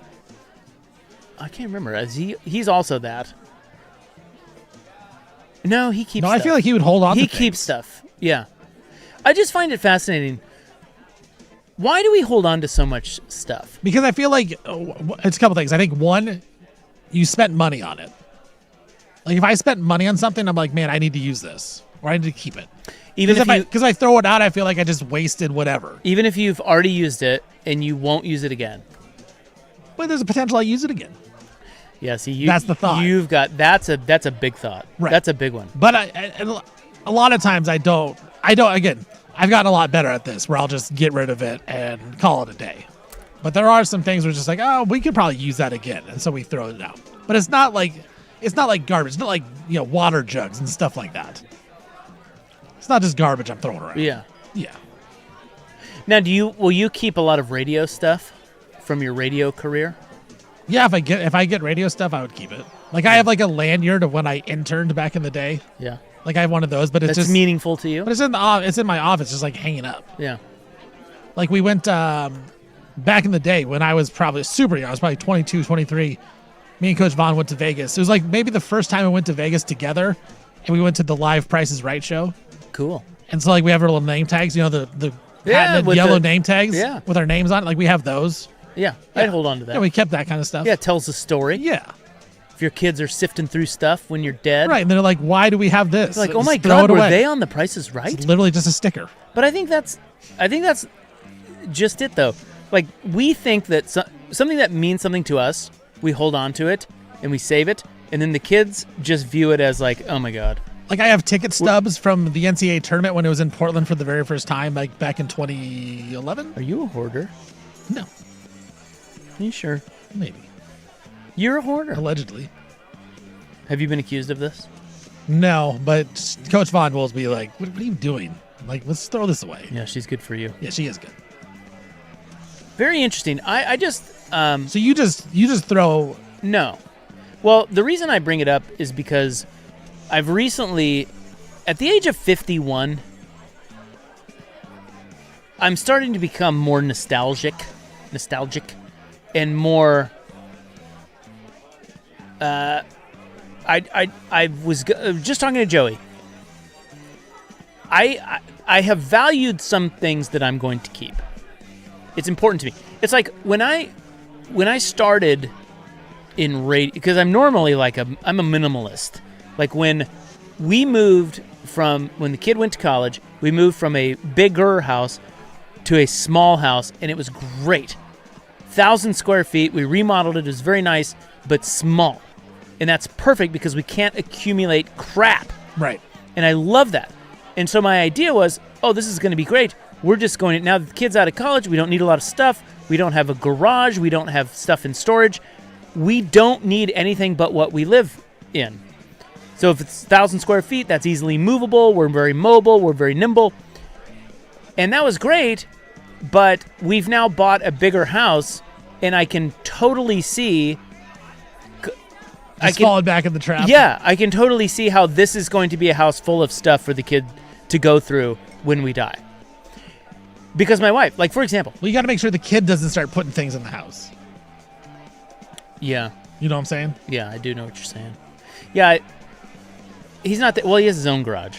Okay. And by the way, their garage... Nice. Full of stuff. Already.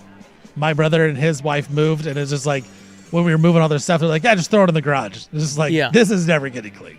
Exactly. And that's what it is. It becomes overwhelming, and then you get older, and your knee goes out, and you can't do it, and before you know it, it's all your kid's problem.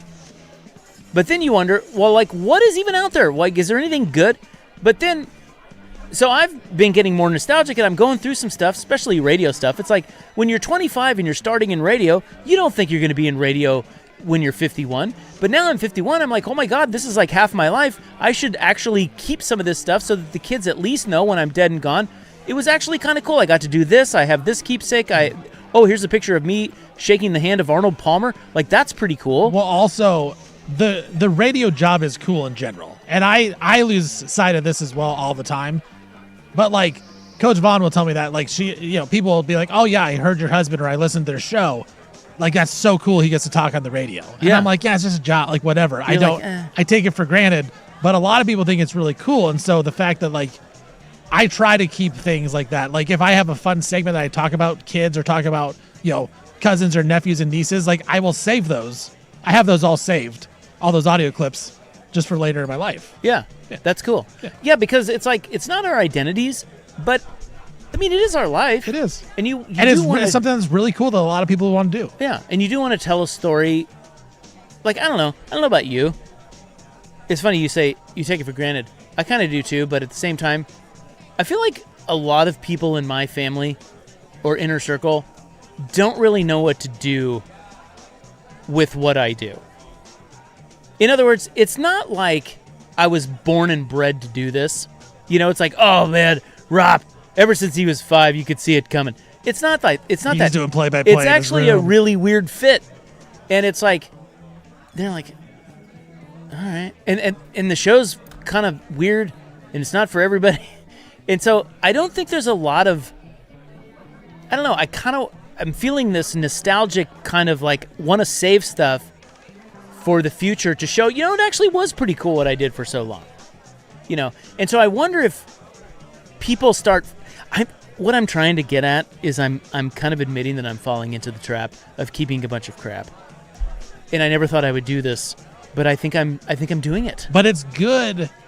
But it is organized. I'm like Joey. It's organized. But I think it's good for you now, because if you would have started this when you were younger in your career, because you're 51 now, so what, you probably got the host at a 30-year-old to this job when you were like 30? Yeah, late 20s, yeah. Yeah, so like had you started collecting back then, then it would be crazy. But now it's like, okay, now I can start compiling things to your point, so it's not going to be overwhelming, and you can keep it organized. Because when you're younger, you're not going to organize anything. You're just going to throw everything in a big pile. Yeah, or in the garage. Right, in the garage. Like you. Yes. So I think it's okay now because you kind of took 20 years off to be like, I'm not going to do anything. Now I'm going to compile everything. But it's only, okay, here's the next question. It's only stuff from my career, which I value. Right. And it's not that much stuff, actually. It's just little things. I kept my baseball cards from my childhood, and I kept my tapes. And I will always have those, and I don't know why I can't get rid of them, but I can't. I don't know why. But what will you keep? It's like, what do we decide what to keep and what to throw away? Right. Like, those things for some reason are important to me. I don't know. My kid, when we die, my kid finds those tapes. He's gonna be like, "What are these?" Little does he know, that's gold. Tell you what, Bon Jovi's in there. I'll take the cards. I love cards. I collect them. I'll leave them to you. Put them in the will. Thanks. But that's true. I mean, the kids are gonna hate everything you get. Exactly. But I think that's what it is. And I went through this with my parents. But here's the thing, though. I think is they'll find something that you don't think that they would like that they will love. 100%. And then it'll be worth it. Well, that's right. One out of every 15 things they're like, that's awesome. They throw the other 14 away. That has already happened with my parents. My parents downsized and moved, and I thought it was going to be, oh my God, that house, they had everything in every nook and cranny of that house in Salina. And I'm like, oh my God, this is going to be wild if they're dead and gone, when they're dead and gone, about how to go through all this and everything. Well, they pared it down over time, and you're so right. I found all kinds of stuff in there. It's like, oh, you know what? Junk. Whoa. What is that? And I'm guessing your parents probably never thought like, oh, Isaac would want that. Well, maybe sometimes. Maybe. Yeah. But I don't know. It's the psyche is wild. Let's take a break and come back and talk more about it, okay? It's like therapy, okay? I need a therapist. Bye. Now, here's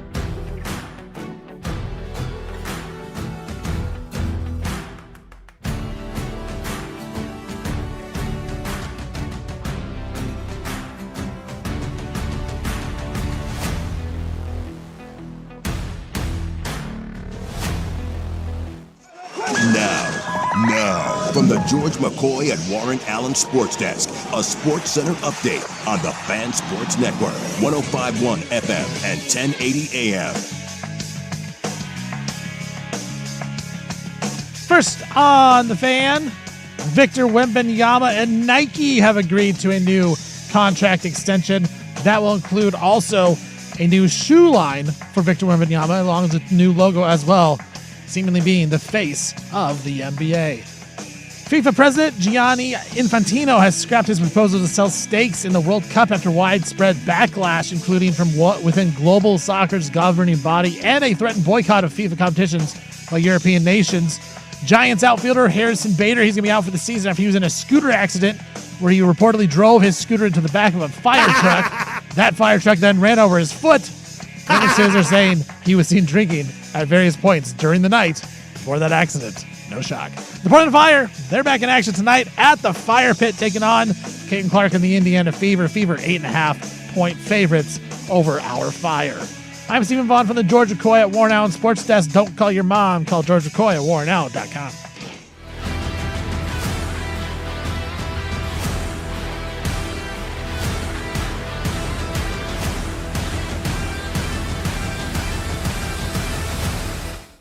Here's one for you. Text message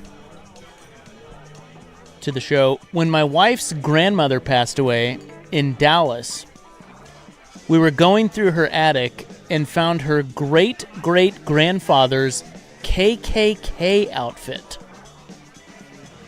Needless to say, it was a bit awkward. But on the plus side, it was in pristine shape and spotless, so at least he was a tidy man. They ended up donating it to a museum. Wow. At least he was a tidy man. Yeah, I mean, it was clean. And he kept it. Right. I mean, if you're gonna have a robe like that, have some respect. God, some respect. That's the Curb Your Enthusiasm bit where Larry spills coffee on a KKK guy's robe, and then he has to clean it, and then it turns into a whole thing. And I don't remember that one. Yeah, it's one of the newer episodes. It might be the final season, second to final season, but yeah, it's pretty good. So we're talking about why we keep so much crap. Here are the biggest reasons. The object becomes a memory trigger. So that's true. It's like you said ticket stubs. That's probably a memory trigger for you. Yeah. For moments in your life. The endowment effect. Humans consistently value things more simply because we own them. Right, because you spent money on it. Yeah. Once something becomes mine, our brain assigns it extra value. That's a big one. We need to get rid of that one. That's the hard one because it's like, dude, I just spent $100. Am I really just going to toss this thing in the garbage after using it? Well, yeah, because it's done for. Right. But it's hard for my brain to wrap it because I'm like, man, it's a lot of money to spend. Right. But what are you going to do with it?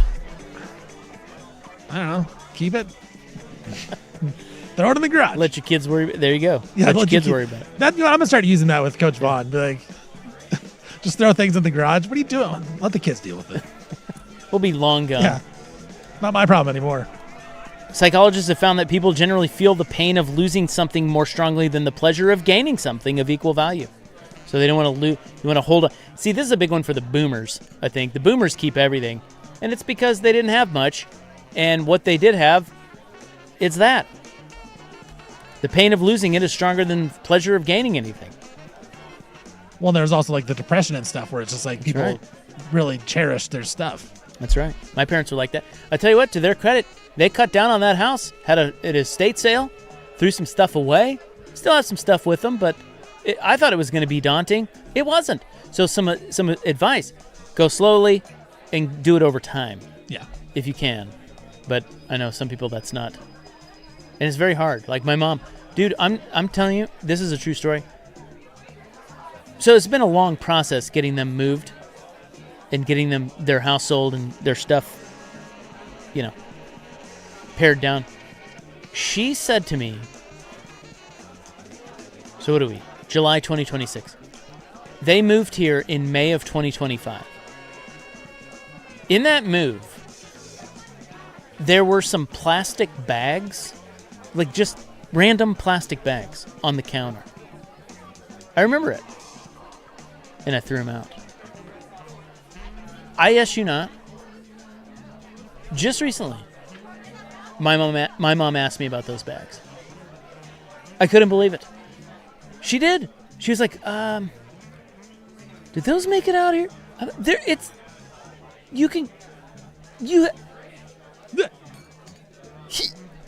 Unbelievable. She was attached to those bags. The other problem is also the other family members that are involved with the cleanups and stuff. 'Cause you never know how they're going to act and react to things. Yeah. Like, I don't worry about, like, my brother. I think me and my brother, and when my parents pass, hopefully never soon, but when they pass, it's just like, I don't think there'll be any arguments about things. Because, some people will be like, oh, I want that, and I'm going to fight for it. Where Right. you look at other people, and I know some other people in my family, I'm like, man, I don't want to deal with that house.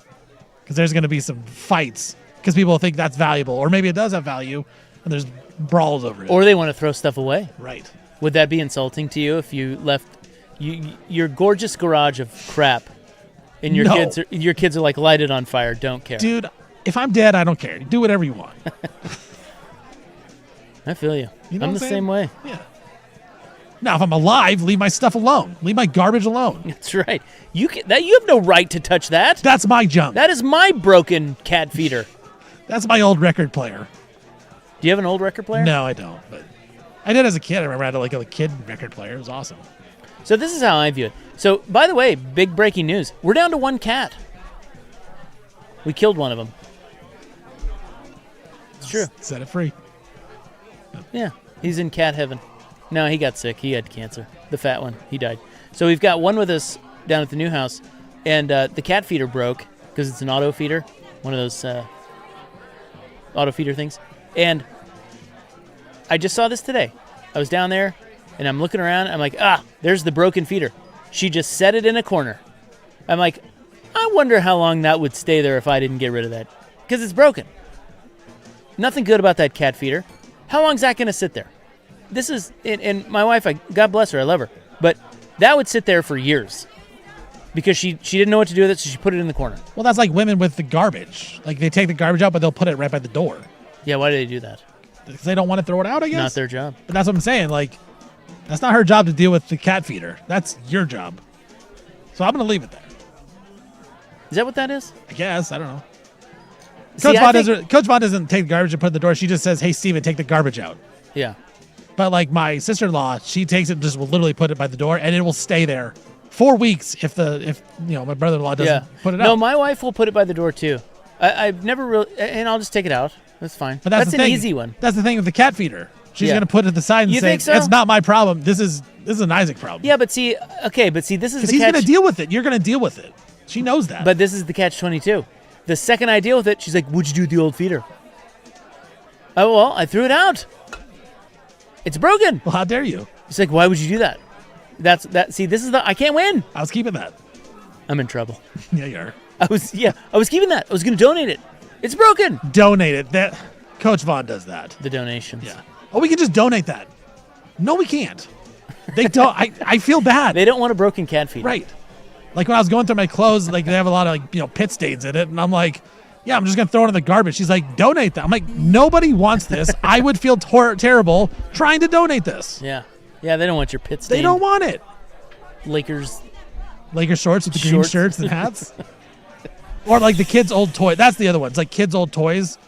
Like they're all just gross and dirty and stuff. And she's like, let's just donate these. It's like, they're gross, and they were probably in the kids' mouths and stuff. Right. I'm not cleaning it. It's going straight to the Goodwill. Like, I don't want to have them deal with it. Although it is kind of nice when you drop something off at Goodwill. You feel good. It feels great. That is a great feeling. It's like, finally. Because sometimes things are hard to get rid of. I mean, like, just physically, it's like, okay, what do I do with this? I don't know what to do with this. It's too big. I can't put it in the garbage, so what do I do? You take a bunch of stuff to Goodwill, and it's their problem. Yeah. I love that. That happened one time where we were donating a bunch of like clothes during the winter time, and there was a dude that was standing like right by the Goodwill like donation box, and you could tell he was just freezing cold. And we had like some nice Nike sweatshirts that I had just like grown out of, like they're too small. And we just like, here you go, like hooked him up, and you could just tell how appreciative he was. It's like, man, that was really cool. Wow. Yeah. That is cool. That is cool. But it wasn't pit stain, so I felt better about it. I don't know. We have way too much crap, and so do you, Vaughn. I do too. Yeah, the garage is bad, dude. Like someone said, it's like 90% of people that have garages can't park in it. 100%. Yeah, 90% of the people, 100%. Probably 90%. Yeah, can't park their car. Guaranteed. Yeah, like there's no way we could. I mean, it's impossible. But the psyche behind why we keep all that stuff, fascinating to me. I tell you what, as long as it's not like in your living room and in the rooms and you can walk around, it's not a hoarder's house. I'm not going to judge you. I'm not going to judge. If your garage is dirty, if your closets are dirty, whatever. Get it out of my sight. If it's out of my sight, I don't care. You know what the thing too is? When you got stuff piled up in the corner, I'll be judging. See, that's what's so funny. They're right there. That right there is the difference between the person who gets rid of stuff and the person who doesn't. If you say if it's out of my sight, I don't care. Right. If it's out of my sight, I will fixate on it. Or like if I put it like the feeder, I will fixate. About it. I will not stop thinking about it until it's placed where it needs to be placed or done, taken care of. Right, because we have like a downstairs closet type of thing, like a little mini closet that's pretty full too. So it's like you would just fixate on that. Like you would be like, wow, there's tons of stuff in there. Look at all that. What are you doing? Or like we have a downstairs closet. I'll go in there. I'll be like, what is that doing in there? She put it in there. She's trying to. Nope, we're getting rid of it. Hey, it's hard. It's hard to clean it. It is hard. Put it in! Put it in the closet. Yeah, where should I put this? Put it in! In the trash. The garage. Oh, trash. It's treasure, bro. Trash or treasure? Treasure. Hey, I got to recommend for you. Have you watched the Idaho murders yet? No, but I do need a new show to watch. Cue that up. Okay. Netflix. What's it on? Netflix? Yeah, it's called The Idaho Murders College Nightmare. Ooh. So it's a documentary on the Brian Koberger murders. I tell you what, it's something. It's got a lot of the body camera footage from the actual. Yeah, it's just there's something about that murder case. I don't know what it is, because there's all kinds of Dateline shows like that, but there's something about that one that's fascinating. You're not, because some of them are just like so numb to them, like, oh, that's not interesting. Yeah, right. And then there's others like, wow, that is really good. I can't take my eyes off. It's pretty good. It's 3-parter on Netflix. You should watch it, and it really does a nice job of talking about who the victims were. It doesn't talk much about Brian Koberger. At least I haven't finished it yet, but it hasn't yet. And wild story. Like that's not there's no spoil. There's nothing new in it, so it's not a spoiler. Spoiler alert. But cover your ears, everybody. There was a girl that was in the apartment who came face to face with Koberger, and he did nothing to her. He just walked right by her, and she did nothing, and went down to the downstairs room where there was another girl who was spared, and they hung out and didn't call the cops. Explain that. They never called they didn't call the cops till the morning. Crazy. Wild. So you should watch that. It's actually a really good documentary. Right. And sad. Very sad, but highly recommend it. It's, the cops are talking about all the rumors and everything that happened. And it's wild. That stuff always freaks me out. And then it's just like, these people they're around town too, and they're just walking around. Who? Just these murderers. Like, if you walk around town, you've probably walked right next to some murder guy. You think so? Yeah. Do you think you know a murderer? Of all the people in your phone. Like, there's one person that's murdered somebody? Maybe. You want to think not. Probably, no. I haven't said no. Odds are no. I surround myself with good people. Yeah, that's what you think. Where's Big Stick today? We don't know. Boy, I tell you what, he's high on the list of people that I think would murder someone. He would be towards the top. Yeah. If you had to pick somebody in your phone who's murdered someone, he's in my top 5. No doubt. No doubt. And he would say that. Yeah. All right. I've got for you the 10 most popular chicken wing flavors in the United States. Next.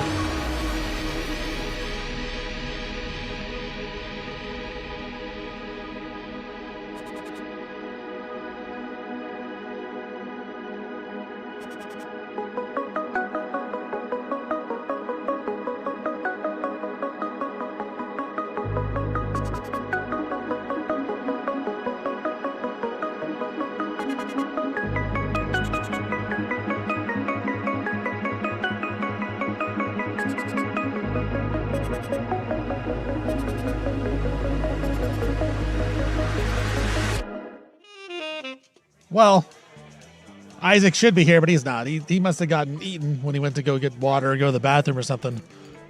Although I didn't know anyone was even here, so maybe he's just getting bothered by people out there. Long P for Isaac Rupp, so I'll just kind of chill for a little bit before he gets back. He's got the top wing flavors coming in later. What'd he do? I think he's taking a poop over there, so he's back finally. I had to pee. Long P. Long P. Yeah, sorry. That was a short break. Freaking Cooley. God dang it. I do have the top 10 chicken wing flavors. We're going to wrap it up with the top 10 list, whether you like it or not. I'm excited. Well, what is your favorite chicken wing flavor? Just the original, man. Yeah. You go regular. Well, you know that's going to win. Yeah, you go the regular, like the Frank's Red Hot, but then you throw a little white wine vinegar in there. Oh, you make your own? Yeah, and then you throw butter in there as well. Yeah, the butter is the key. The butter, but the white wine vinegar, it really gives a little tang to it. So is that like traditional? That would be like... It's more traditional, yeah. It's pretty spicy, though. It can get real spicy.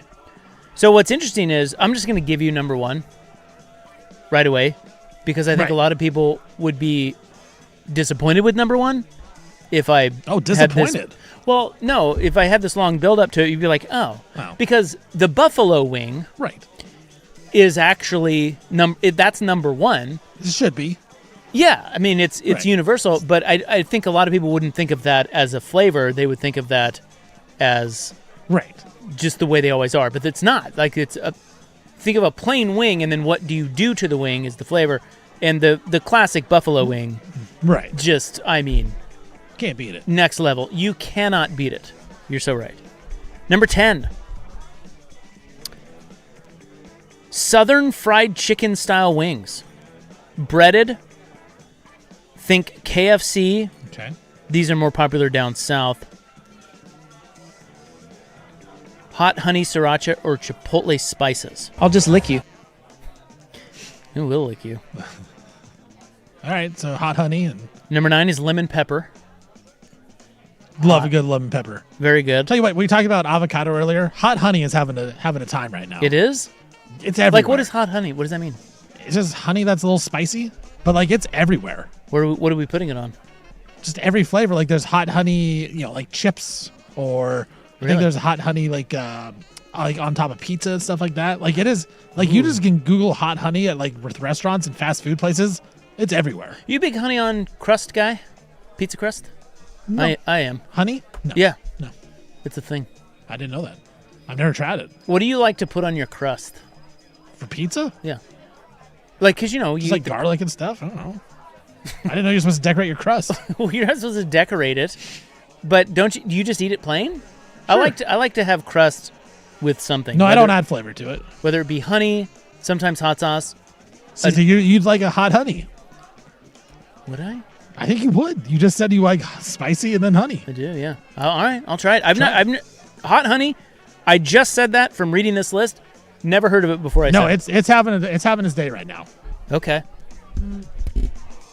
Lemon pepper, number 9. Number 8, mango habanero. Love that. Yeah, great. This is made popular by Buffalo Wild Wings. Yep. Number 7 is jerk, Caribbean jerk. Right. I can see it. Definitely, those are good. Mm-hmm. Number 6, Cajun. Yeah, I like Cajun style cooking, Cajun wings. Yeah, you throw Cajun on there. A little dry rub. Dry rub, yeah. Cayenne pepper. Yeah. Garlic powder.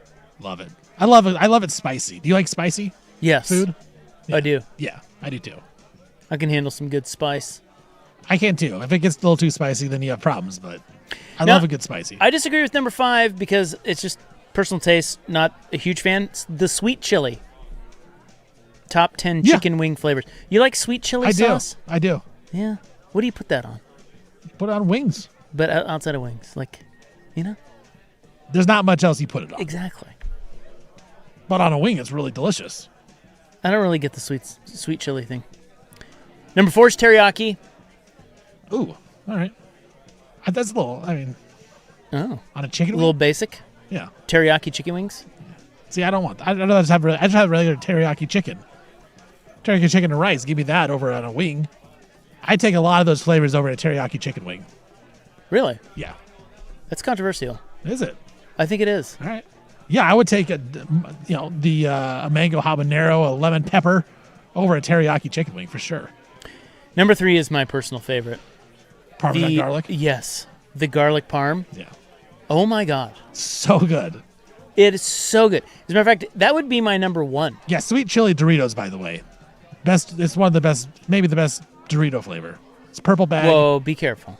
I will not Just be be careful. It's that or Cool Ranch, and it's not even a sweet chili Doritos. Is it purple? Purple bag? It's a purple bag. Yeah, I think I've had those. They're delicious. You think those are the best? Those are Cool Ranch. Cool Ranch is the best. Cool Ranch. Nacho cheese is number 2. No. Yes. No.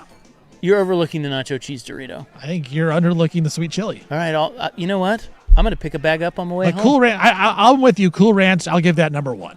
Cool Ranch is definitely That's the OG. You can't beat it. Well, we've talked before. I don't know why Cool Ranch is not the spice. Yeah. Whatever they put on there. Yeah. Why do they not sell that? They probably do. I probably do, and I would just eat it. Oh my God, it's so good. Just eat it. Yeah, just straight out of there.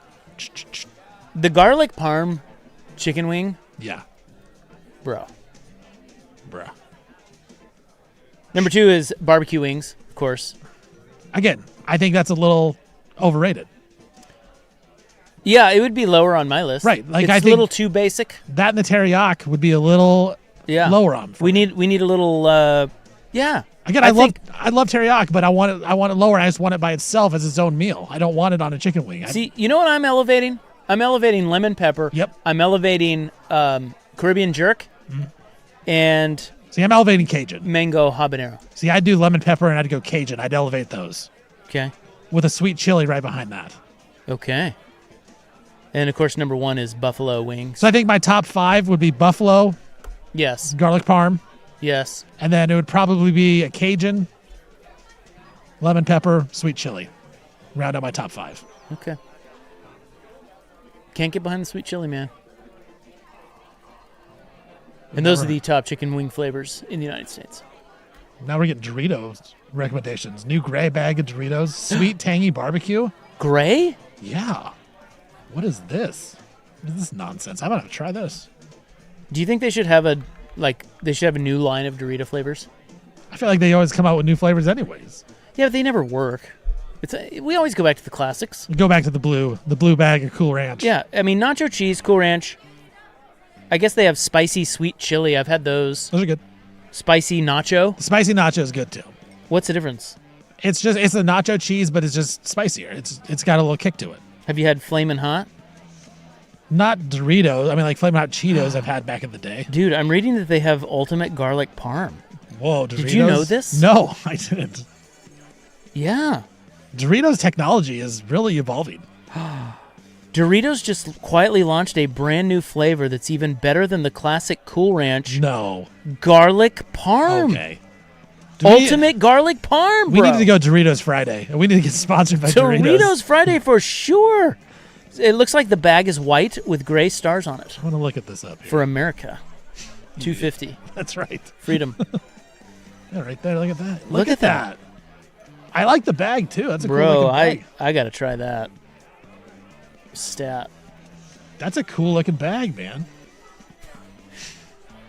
Does the bag matter? It does to me. Really? Yeah, it's all about presentation. Is that why you don't like the nacho ones? You don't like red? I don't know that I don't necessarily like red, but maybe that's it. Maybe that's it. I don't wear a lot of red. So maybe I hate red. I never thought about this. Yeah, in Cool Ranch, you like the blue? I don't like red because I had a red shirt one time, and my sister-in-law would always make fun of me, like, oh, just get off your shift at Target. She literally told me that every time. I'm like, so you're traumatized. Yeah. I'm like, F you, man. No, I didn't work at Target. Isn't that why Target is red? Isn't red like the number one color to get people to buy stuff? Probably because it's like the stop sign. Like That's Chick-fil-A? Yeah, like the stop sign is red because it gets your attention. Yeah. Stop. So I can't wear red anymore because, especially in front of her, she'll make fun of me. It's not nice. And it makes me sad. It's very red. All right, I'm going to play this one more time. I'm going to leave you with this. And I'll be back Monday with a report, okay? But this was, if you're just tuning in, maybe you didn't hear the whole show, Suk's getting married on Sunday. And this was how it was revealed on the air a couple of weeks ago with Jason Quick. Great proof of life here. Haven't seen you in a while. Didn't know. Yeah. But good stuff. I am absolutely dreading Suk's wedding. What are you talking about? There's no wedding. There's no wedding. What is that? Weddings? What do you mean? Shoot. What? Is this not supposed to be public? You are the first to eat. What? It's gotten awkward. I'm dreading it. Yeah, so he was dreading it because he feels like he's gained a little weight and he doesn't have anything that fits him. Was that laugh like, I knew that no one had talked about it, or you think we really... No, I think his laugh was an awkward, oh crap. Like I really messed up. What have I here. just done I here? just stepped in it. Yeah, but Suk didn't care. Right. He's okay with it. He just wants you to know that, like, he'll keep up the bit of I'm not getting married because he wants to piss off his fiance. Which, I mean... Now it's like a big secret for all the listeners. It's like, look, we all know you're married, but we're going to keep it up like he's not. Right. He's just not single. He's no longer single. Right. That's what he's going to tell you when he comes back on Tuesday. Which is factually correct. Yeah. Right. Yeah. But what says love like getting married and then pretending like you did just to piss her off? Making your wife mad. Yeah. Only Sukanic. All right, so you're going to Seattle this weekend. Yep. That'll be fun. So you're going Mariners tomorrow? Mariners versus Twinkies Sunday. We're traveling up tomorrow. They play a day game on Saturday and Sunday, so we're going to miss the game on Saturday, but we'll see the day game Sunday. Where are you staying? Right there at the... I don't know. That's not my thing. Coach Vaughn does this. You just show up? Yeah, You pack the car. You drive?